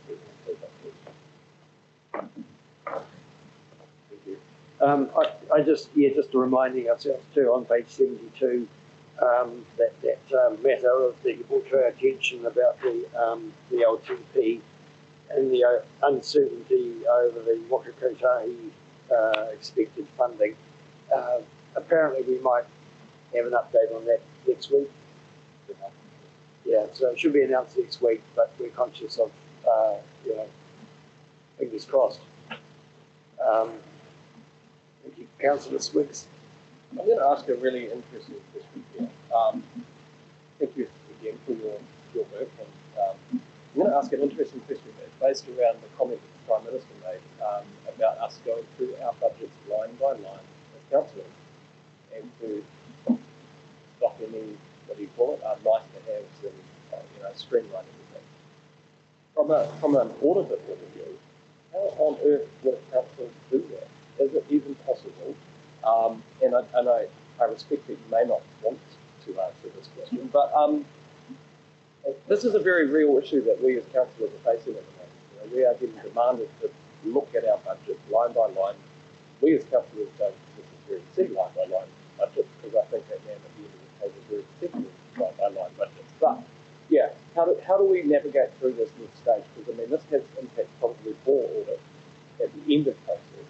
So I'm trying to start thinking about it at the start of the process. Did you say I don't need to answer this question? I have read Prime Minister's communication. In terms of line by line, obviously he asked the council to do so.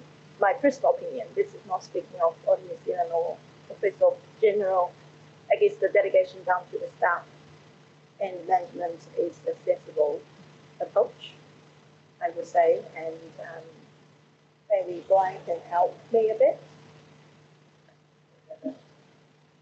I think the Prime Minister's comment was about particular projects and programs that he perceived as being a waste of money.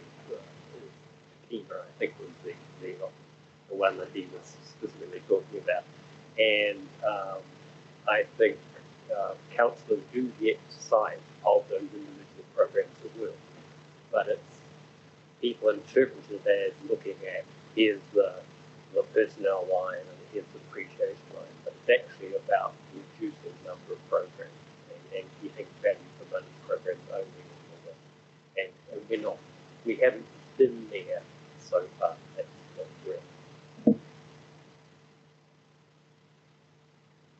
Thank you. Any other questions? No further questions. Thank you very much, Yvonne. And all the best where you're getting to now.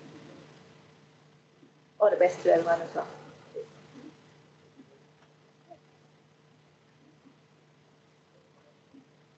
The motion, the Audit and Risk Committee receives the Audit New Zealand report to Council on the long-term plan 2024-2034 and 2 notes the recommendations and management responses that will be monitored as part of the committee's outstanding actions that we just referred to on page 77. So move Councillor Sweets, seconded Councillor Robert. Can I ask, can we just sort of do a secretarial note, just to say note to thank our auditor for his service as well?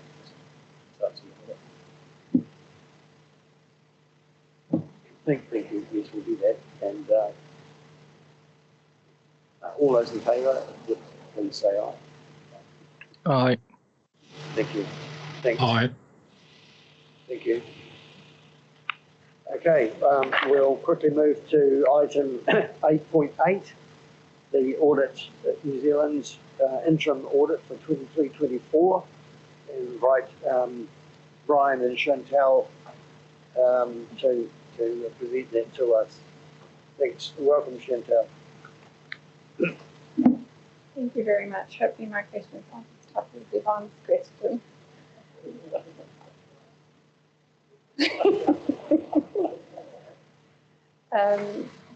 Thank you. This is just sort of a short report on the completion of the interim audit for ECAN. This is showing that we have worked through the control environment and the findings and recommendations from the previous year to determine whether or not there's anything that we can close. The only recommendation we had was a review of the legislative compliance, which is still in draft, but we thought it was timely to be able to provide recommendations through that.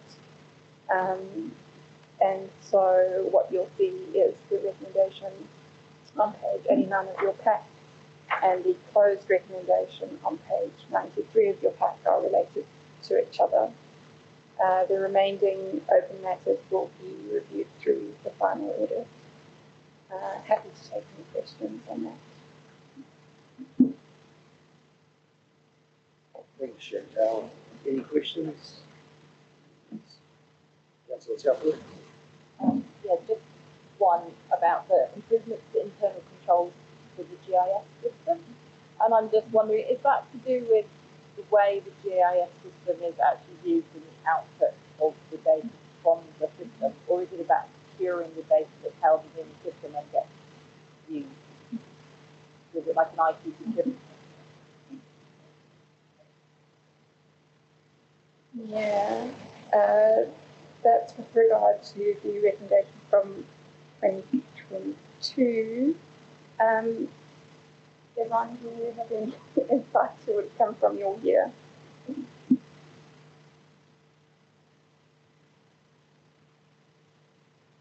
I wasn't. This obviously relates to the previous audit. If we pull out the management response from last year's report, but I believe it's an articulation about what the issue is and what we propose to do about it, and obviously Chantal's doing a follow-up that up during the final audit. So you will see that being either closed or not in a report that will come hopefully in November. But I'll dig out last year's and after over lunch. Great, thank you. We'll note that. I don't have any questions, and welcome to the team, and look forward to further development with you. And also, just in terms of the, I understand the audit fees levy's been agreed as well. So. Yes, thank you very much. And in terms of progress, our audit team is on site currently for final. So we are on track in terms of expected time frames as we stand currently. And we're still on track for, is it the 10th of October for council, and then we'll come to this committee again in 2020. Councillor Smith. The legislative the legislative compliance policy, that's somewhere I read that was coming to a document sometime later this year. So I was thinking, in the interim that we haven't necessarily had, has there been any gaps identified between the legislative compliance policy decisions that this council potentially made, and that may need to be sort of reconsidered or relooked at, or flagged as a risk? I don't know if that might have been covered somewhere else, but I'm just wondering what I'm reading. So through our audits, what we do is we look at what we consider to be material legislative compliance. So we don't look at all legislative compliance. So you would have had findings or recommendations around in material from an audit perspective, material non-compliance would have been reported to you. Potentially there have been breaches, but whether or not these have been material breaches or not, I'm sure Charles and team are all aware of if there were any that need to be reported through. So at this stage, there's no material looking back in the past while we haven't got it. As far as I'm aware, there's been no material breach of legislation.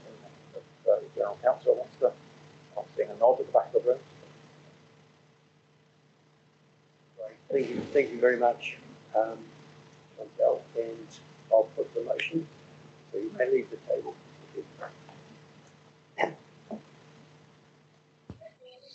That the Audit and Risk Committee receives the report for the 2023-24 interim audit for Canterbury Regional Council. 2 notes the recommendation and associated management comment, and 3 notes that the final audit report to Council for 2023-24 is intended to be presented to the Audit and Risk Committee at the 20th of November 2024 meeting. Over mover. Councillor Spriggs, Councillor Robinson second. All those in favour, please say aye. Aye. Thank you, Clary. Thank you. So what we'll do now is we'll break for lunch and return at 1:45. So, thank you.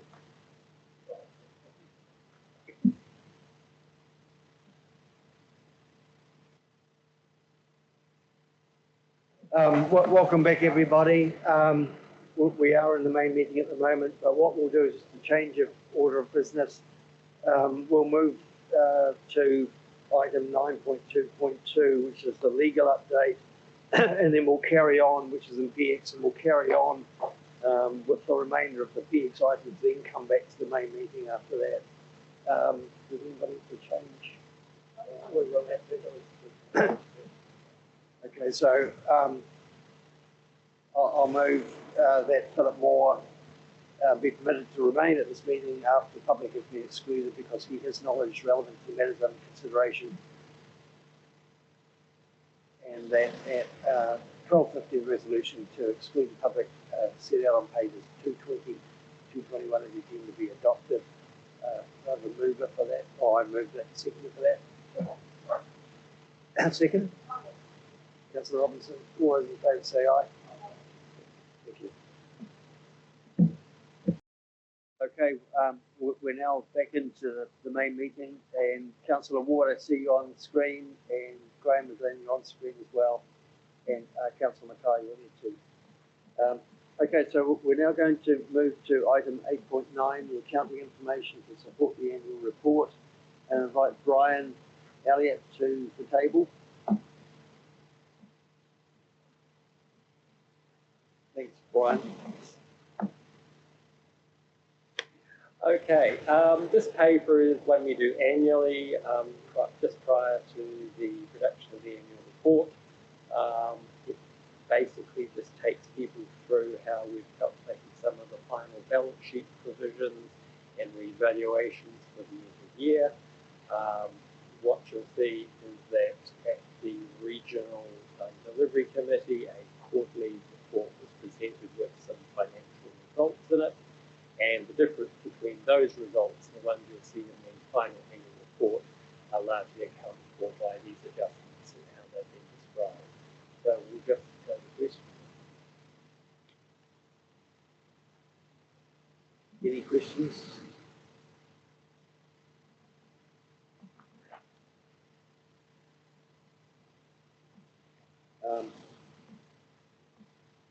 I did have a couple of questions, Brian. Well, really more of an observation, really. The land in terms of page 98, item 10, we have a land reserves and buildings. The valuation process from that basically that there is not a material difference at this stage between the carrying value and the fair value in terms of the asset class. So we're pretty much on track for that.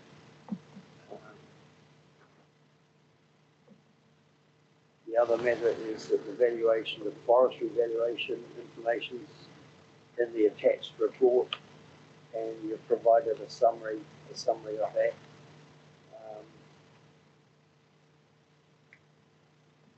And they're estimated to be in the value of 19 million, is that right? Less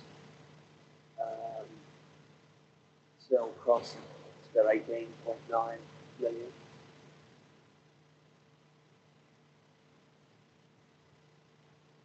And really, I think due to the forestry stuff, I know that I've got some issues with that I probably won't discuss at this meeting, but it's just clarification perhaps going forward as a land and property activity and how that takes place. So the valuation gain is 1.98 million. And that's item 31.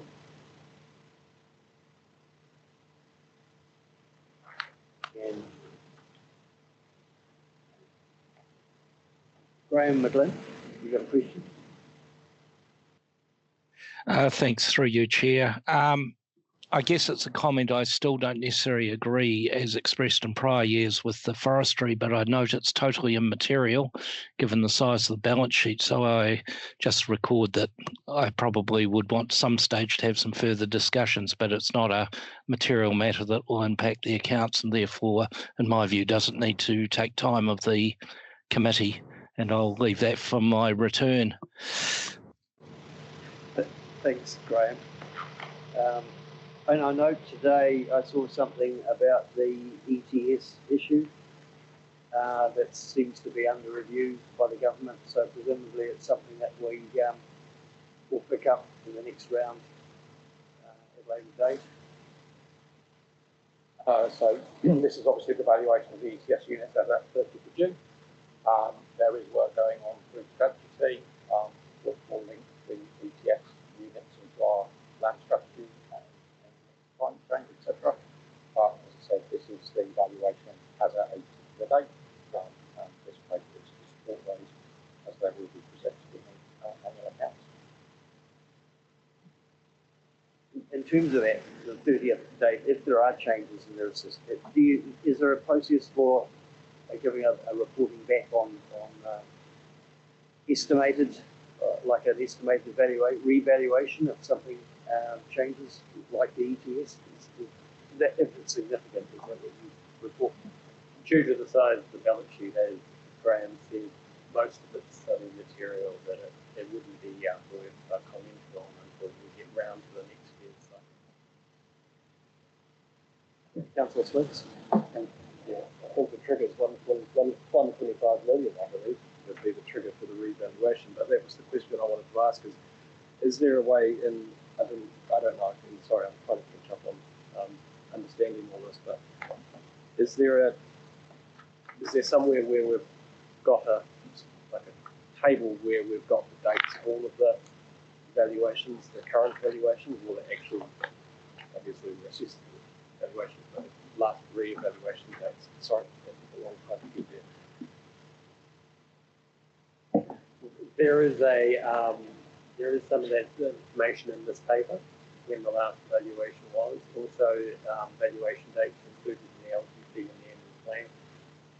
So they're in the several pages. Sorry, so I'm trying to catch up on it. There's a heck of a lot of information in here. And then what was the other note that I wrote here? No, I'll come back to it. Thanks. Thanks, John. Graham? Just to clarify that government point, and I guess my point I was raising before is the interaction between forestry valuations and ETS. But if it occurs prior to signing off the accounts, we may need to put a subsequent events disclosure in, but no change to the financials, as Brian pointed out. that we only need to account for matters which were known and existed at the 30th of June, and the government policy is still yet to be released. Thanks, Graham. Councillor Southwood?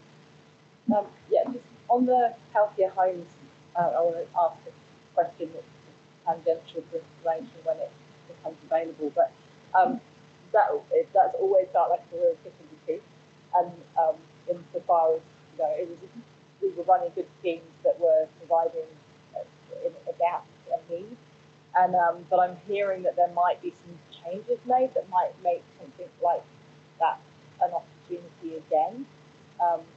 And just to flag that should that occur, if there is changes, it's financial, the credit act, isn't it? If something comes on the radar, like there's some really good opportunities, I think, to help. With that borrowing and then paying back through the rates, which I think for some people that's actually quite a new solution. And there's so much that we can do with communication in terms of upgrading, ready for climate, improving our climate emissions and resilience. So just a sort of radar, really, if that anything comes through, please flag it to us so we can start thinking about opportunities to put something back in place. That's Vicky. Just one query on page 102. It talks about sensitivity analysis and the movement that might take place on the valuations, or the impact and variances might have. And one of the things that caught my eye was the cartage costs. And given that our forestry assets are fairly widely dispersed as a tree crop, and increased cost for transportation, is that likely in the future to keep an eye on that? It says 10% movement, that could increase over time. Yes, it's true that in doing any of the valuations, whether it's this or the stock bank, the cost of cartage for raw materials or material going out is a substantial item. So yes, which is the purpose of these adjustments, to take those into account annually. Thanks, Brian. No further questions. You may leave the table. Thank you. And I'll now put the motion that the Audit and Risk Committee 1 receives the key accounting issues report for the financial year ended 30th of June, and 2 receives the valuation reports for the financial year ended 30th of June. David Mover. Happy to move that way, Chair. Graham McGlynn moved and seconded. Seconded. Councillor Swiggs, Nick has got them before you. Any further discussion? None. All those in favour, please say aye. Aye. Aye. Carried. Thank you. We'll now move to item.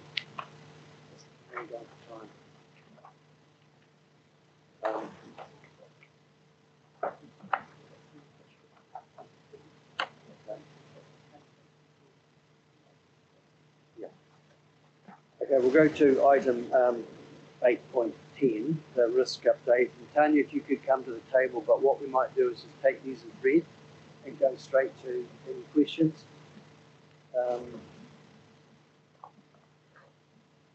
Any questions from councillors?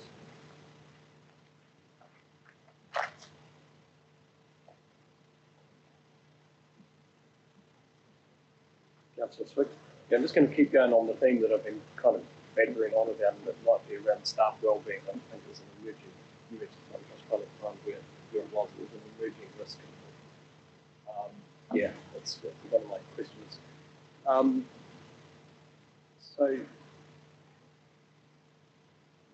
how's a better way for us to get a good grasp on that, the well-being of the people in the organisation? It's going to be a really challenging 12 months for the council, especially regional council, as we get kind of like the meat in the sandwiches of risk, that kind of term that's been sort of used. And we talked about that this morning, and that has impact on us as councillors, but it has a huge amount of impact on the staff. And I think staff are going to find it more incredibly difficult to do their jobs, or to feel like they're empowered in their jobs because you're getting caught. Anyway, how can we, around this table, have a better grasp on that sort of feel of the vibe of the organisation, especially because, I mean, it is that you are talking about it as an emerging risk. I think I need to want to feel like we're more involved in it or more over top of it so that we can pull levers or change the way we message things and stuff like that, because ultimately we need to do that. That's a very good question. I mean, we have got a number of initiatives in place, like, we have got OCP that's available to our staff and to council as well, actually. Through our people leaders, we kind of keep reiterating the message of, like, have those conversations with your people. We have the regular one-on-ones that, people leaders do have, so that the conversation starters. We're also very confident in the planning of the work that we do, making sure that, we balance that and that we don't under pressure on people. It is, it's a very broad kind of topic. There are certain wellbeing initiatives that are being run. We have seminars available to people. Don't know if you want to add anything there, Giles. The only thing I would add, I don't know, Stephanie wants to say anything, obviously, what you're new for you, definitely. It's something that ELT monitor, your mention of turnover, which we are below the local government benchmark comparators, which turnover is always a difficult thing. It's high good or bad, or it's low good or bad, it depends. So we do monitor a number of statistics in terms of turnover, patterns from exit interviews. We are acutely aware in terms of some of the change we're going through, the pressure we're putting on staff. I think that it's not uniform across the organisation. There are certain parts of the organisation that are at difficult time under more pressure than others. So I don't think that there's a quick, we can provide you with X information. I think it's something that we need to continue to monitor, and if we step in, ensure that council is made aware of any emerging risks or issues in that place.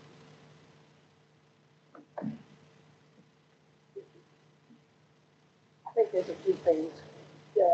Previously, yesterday, when I mentioned Corridor Mai, we can actually go into sub parts of the business, and we can see where you might have breads as opposed to the nicer orange, yellow, greens, and we can target going and going, well, do we need to support these staff differently? Something's going on here. Our highest turnover is consistently the consent scheme, frankly. It's a hellish job. No one wants to do it every day, all day, because it's quite burdensome and it's got a huge demand. However, the investment the council has put in has made a huge difference for the stability. So I think absenteeism is another piece in there. OCP is relevant, but I also think there's a fourth piece actually in here, and that is the psychosocial reality that our staff are working in. I can tell you that a number of staff have shared with me how difficult they're finding their colleagues being made redundant in Wellington central government are. So remember, we're public servants in the broader sense.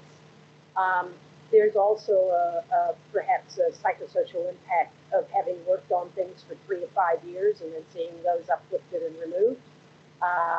And then lastly, we are keeping increasing attention on security matters, which I mentioned yesterday, the increasing incivility of civil society. I could work with, we're going to have a new GM, people and capability, and I just wonder, Giles, if I might work with the new GMP and see, have a look at some of that data and bring it back to you, whether it's in CIs or back to audit and risk in the way that you asked. I'm really grateful that you care about our time money. Thank you for that. And I'm very happy to try and find ways to make sure you have the assurance you're seeking. Bearing in mind, I'm the chief executive and they're quote unquote my staff, but you are asking quite rightly, this is the organization that has to deliver. So thank you for that, Councillor.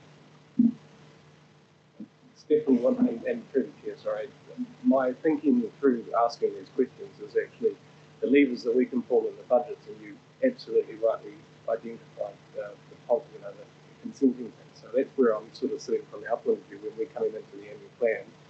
What are those touch points in our staff? Because I know it's going to be a difficult year, so we need to be, well, I would like to be thinking about that as well. Thank you. Vicky? There's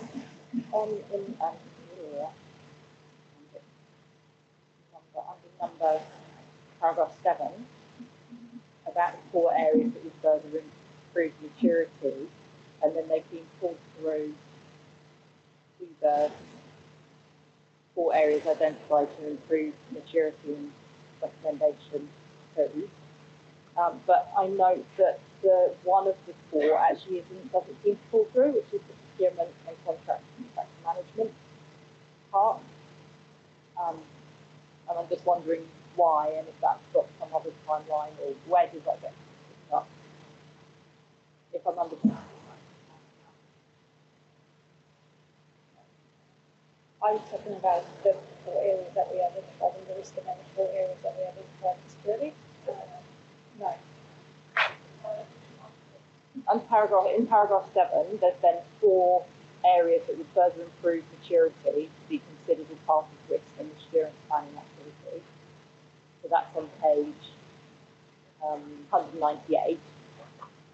So it says they would improve maturity and will be considered, so it's sort of in the future and being considered. But then it looks like 3 out of the 4 have been pulled through into the recommendation, noting the 4 areas, and then under recommendation 2, note the 4 areas identified to further improve climate country risk maturity are, and then you've got controllability assurance, business continuity, as part of the fit for purpose risk management framework. But it doesn't have the procurement part, or am I muddling up something? I think that the reference to third-party risk includes this contract management and sometimes third-party risks as well. Okay.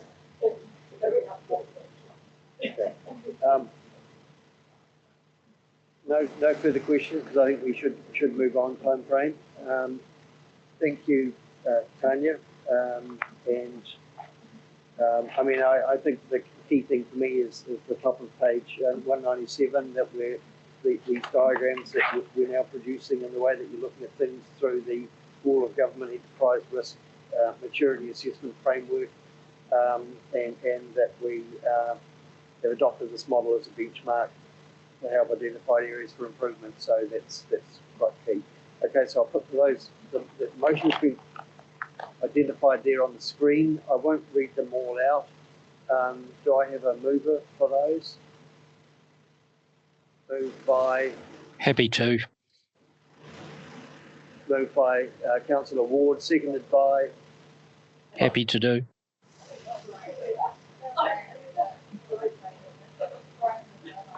And Graham McGlynn, seconded by Graham McGlynn. Is that right?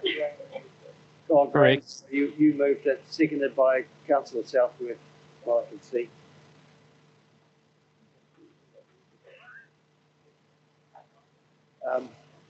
No further discussion. Further discussion? Yes. I just want to say thank you for assessing all of this and bringing it back to us. You know, I appreciate the work looking at the health and wellbeing of staff. I think it's really important, and you know, it's the best way to look at gaps or shortcomings in what we do and make it a better place and a healthier place for people to work. But I also want to be a spokesperson too for governance team, who also have some of our pressures as well. I mean, I'm one of those people, and as you know, seeing some of the shortcomings that are now being highlighted and actually dealt with, I'm really appreciative of that. But I also note that we have a councillor here who has given me permission to say that he can't come into the building at the moment because of issues identified in our security system. I had to say that now because I never feel on record, because I was that alarmed by the shortcomings and our inability to relay any recorded security camera footage So I am saying that now, and I'm pleased that it's been. Stephanie? Through you, Chair, given this is in a public setting, can I categorically say that we do not have an issue with the cameras, and we have even tested them within the last 36 hours, and that there are other matters with regard to said councillor, and we are also attending to those. I'm happy to discuss those elsewhere, but given privacy and security, I don't think it's appropriate to do so in a public setting. No, okay, that sounds fine. We'll pick up those issues, those personal issues for you, Genevieve, at another time.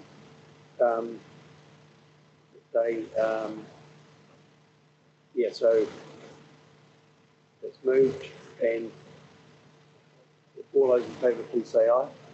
Aye. Against? Councillor Robinson, would you like that to be noted? Noted.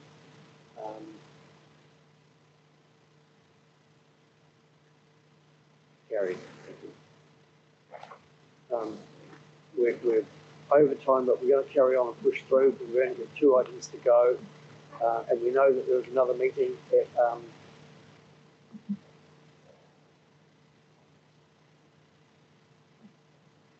we know that there's another meeting at 2 o'clock. We'll now move on to 8.11, assurance update. Tanya, could you please come back to the table?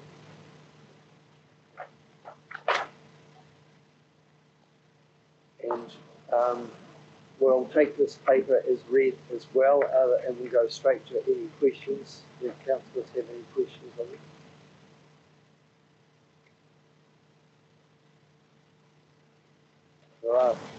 There are no questions. No questions. Okay. Then I'll put those motions. That notes the organisational readiness. Thank you, Tanya. I'll put the motions that notes the organisational readiness to respond to an infectious disease outbreak and the business continuity risks still present, and notes the future assurance approach, and notes the status of the outstanding audit engagements included in the 2023-24 audit plan and external review undertaken since the last committee meeting on the 16th of May. And 4, approves the proposed future course of action to monitor management's responsiveness to outstanding management actions. Do I have a mover? Do I have a mover? Happy to. Moved by Graham McGlynn, seconded by Councillor Karakia. Any discussion? I just want to say, yes, it's very good that we have, in terms of the issues being raised here and the growing issue about infectious diseases that are prevalent around the world. So it's good that we have some information on that. Graham McGlynn, your hands up. Yeah, just to say that the business continuity on infection control can actually then be leveraged across to all sorts of other areas that are likely to happen to the business in the probability scale. So if we get one done, then it gives us a really good playbook to start with. Yeah, thank you. And I think that also the approach to this, the future course of actions that have been highlighted here, future assurance approach and the internal audit planning is really important. Good to see. Outstanding audit engagements have been identified as well, including the recent review of projects, and of course the Te Waitangi audit culture review process is also underway for that as well. And then there's a number of external reviews that take place too. So it's good to see, and we'll get updates on those regularly. Okay, all those in favour, please say aye. Carried. Thank you. Item 8.12, Civic Assurance, the Riskpool update. Brian, I was wondering if you could come to the table and just run through that with us, please. Yes, it's a bit of a non-report really. The council has been updated previously on the position with Riskpool, and they haven't really moved very far on from that position. They're still attempting to quantify the final liability they will have before closing Riskpool, and once they've quantified that, they still have to go to London to negotiate with the insurers and determine the final liability. So at this point, we're really no further on than we were from the last. Thanks, Brian. Any questions from councillors?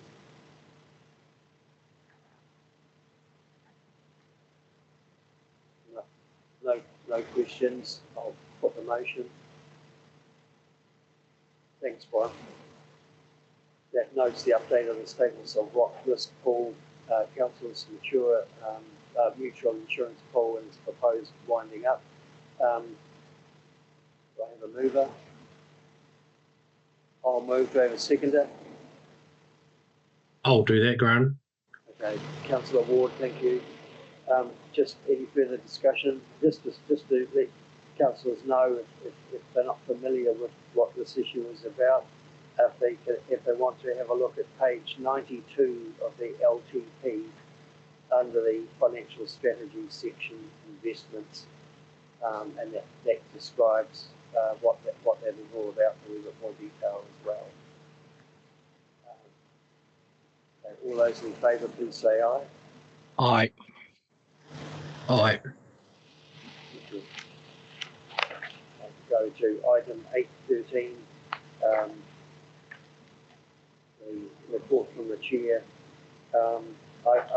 There's a number of issues that are there,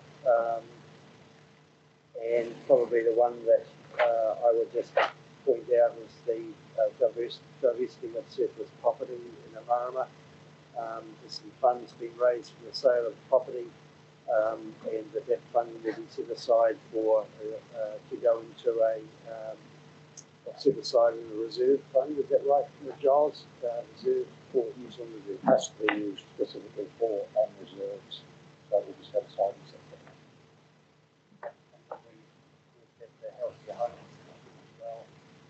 And then we have the healthier homes issue as well,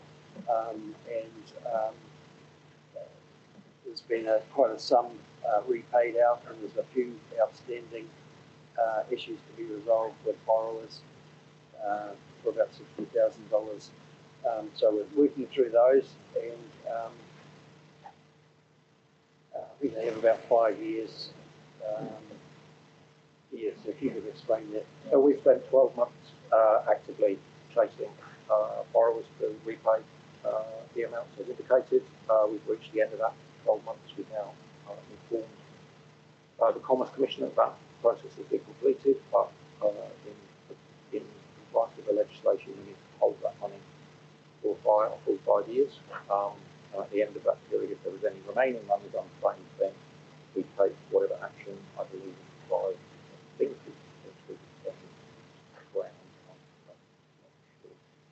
there's a 5 year period which we have to keep separate. But we won't be taking any major proactive action going forward. Thank you. Just the last page, 2017, it's just reminding us about financial implications going forward, that we do, given our LTP, that we do have some defined, hopefully about $13 million worth of efficiency savings. Actually, my query on that was, is that 13 million just for year one, or is it across the whole, just year one? That was 13 million for the current year, but obviously that then flows through into future years. And we will be bringing a briefing to council, I believe, on the 11th of September, financial context for the annual plan. And the advice there on item 29 in terms of risk is careful budgetary management will be required to ensure the risks of not achieving those savings. So the executive team have already taken action to ensure that a number of those, or a significant portion of that, is managed. We're currently finalising the areas that are outstanding, and an update on that will be provided in that briefing that I referred to, which takes place on the 11th of September.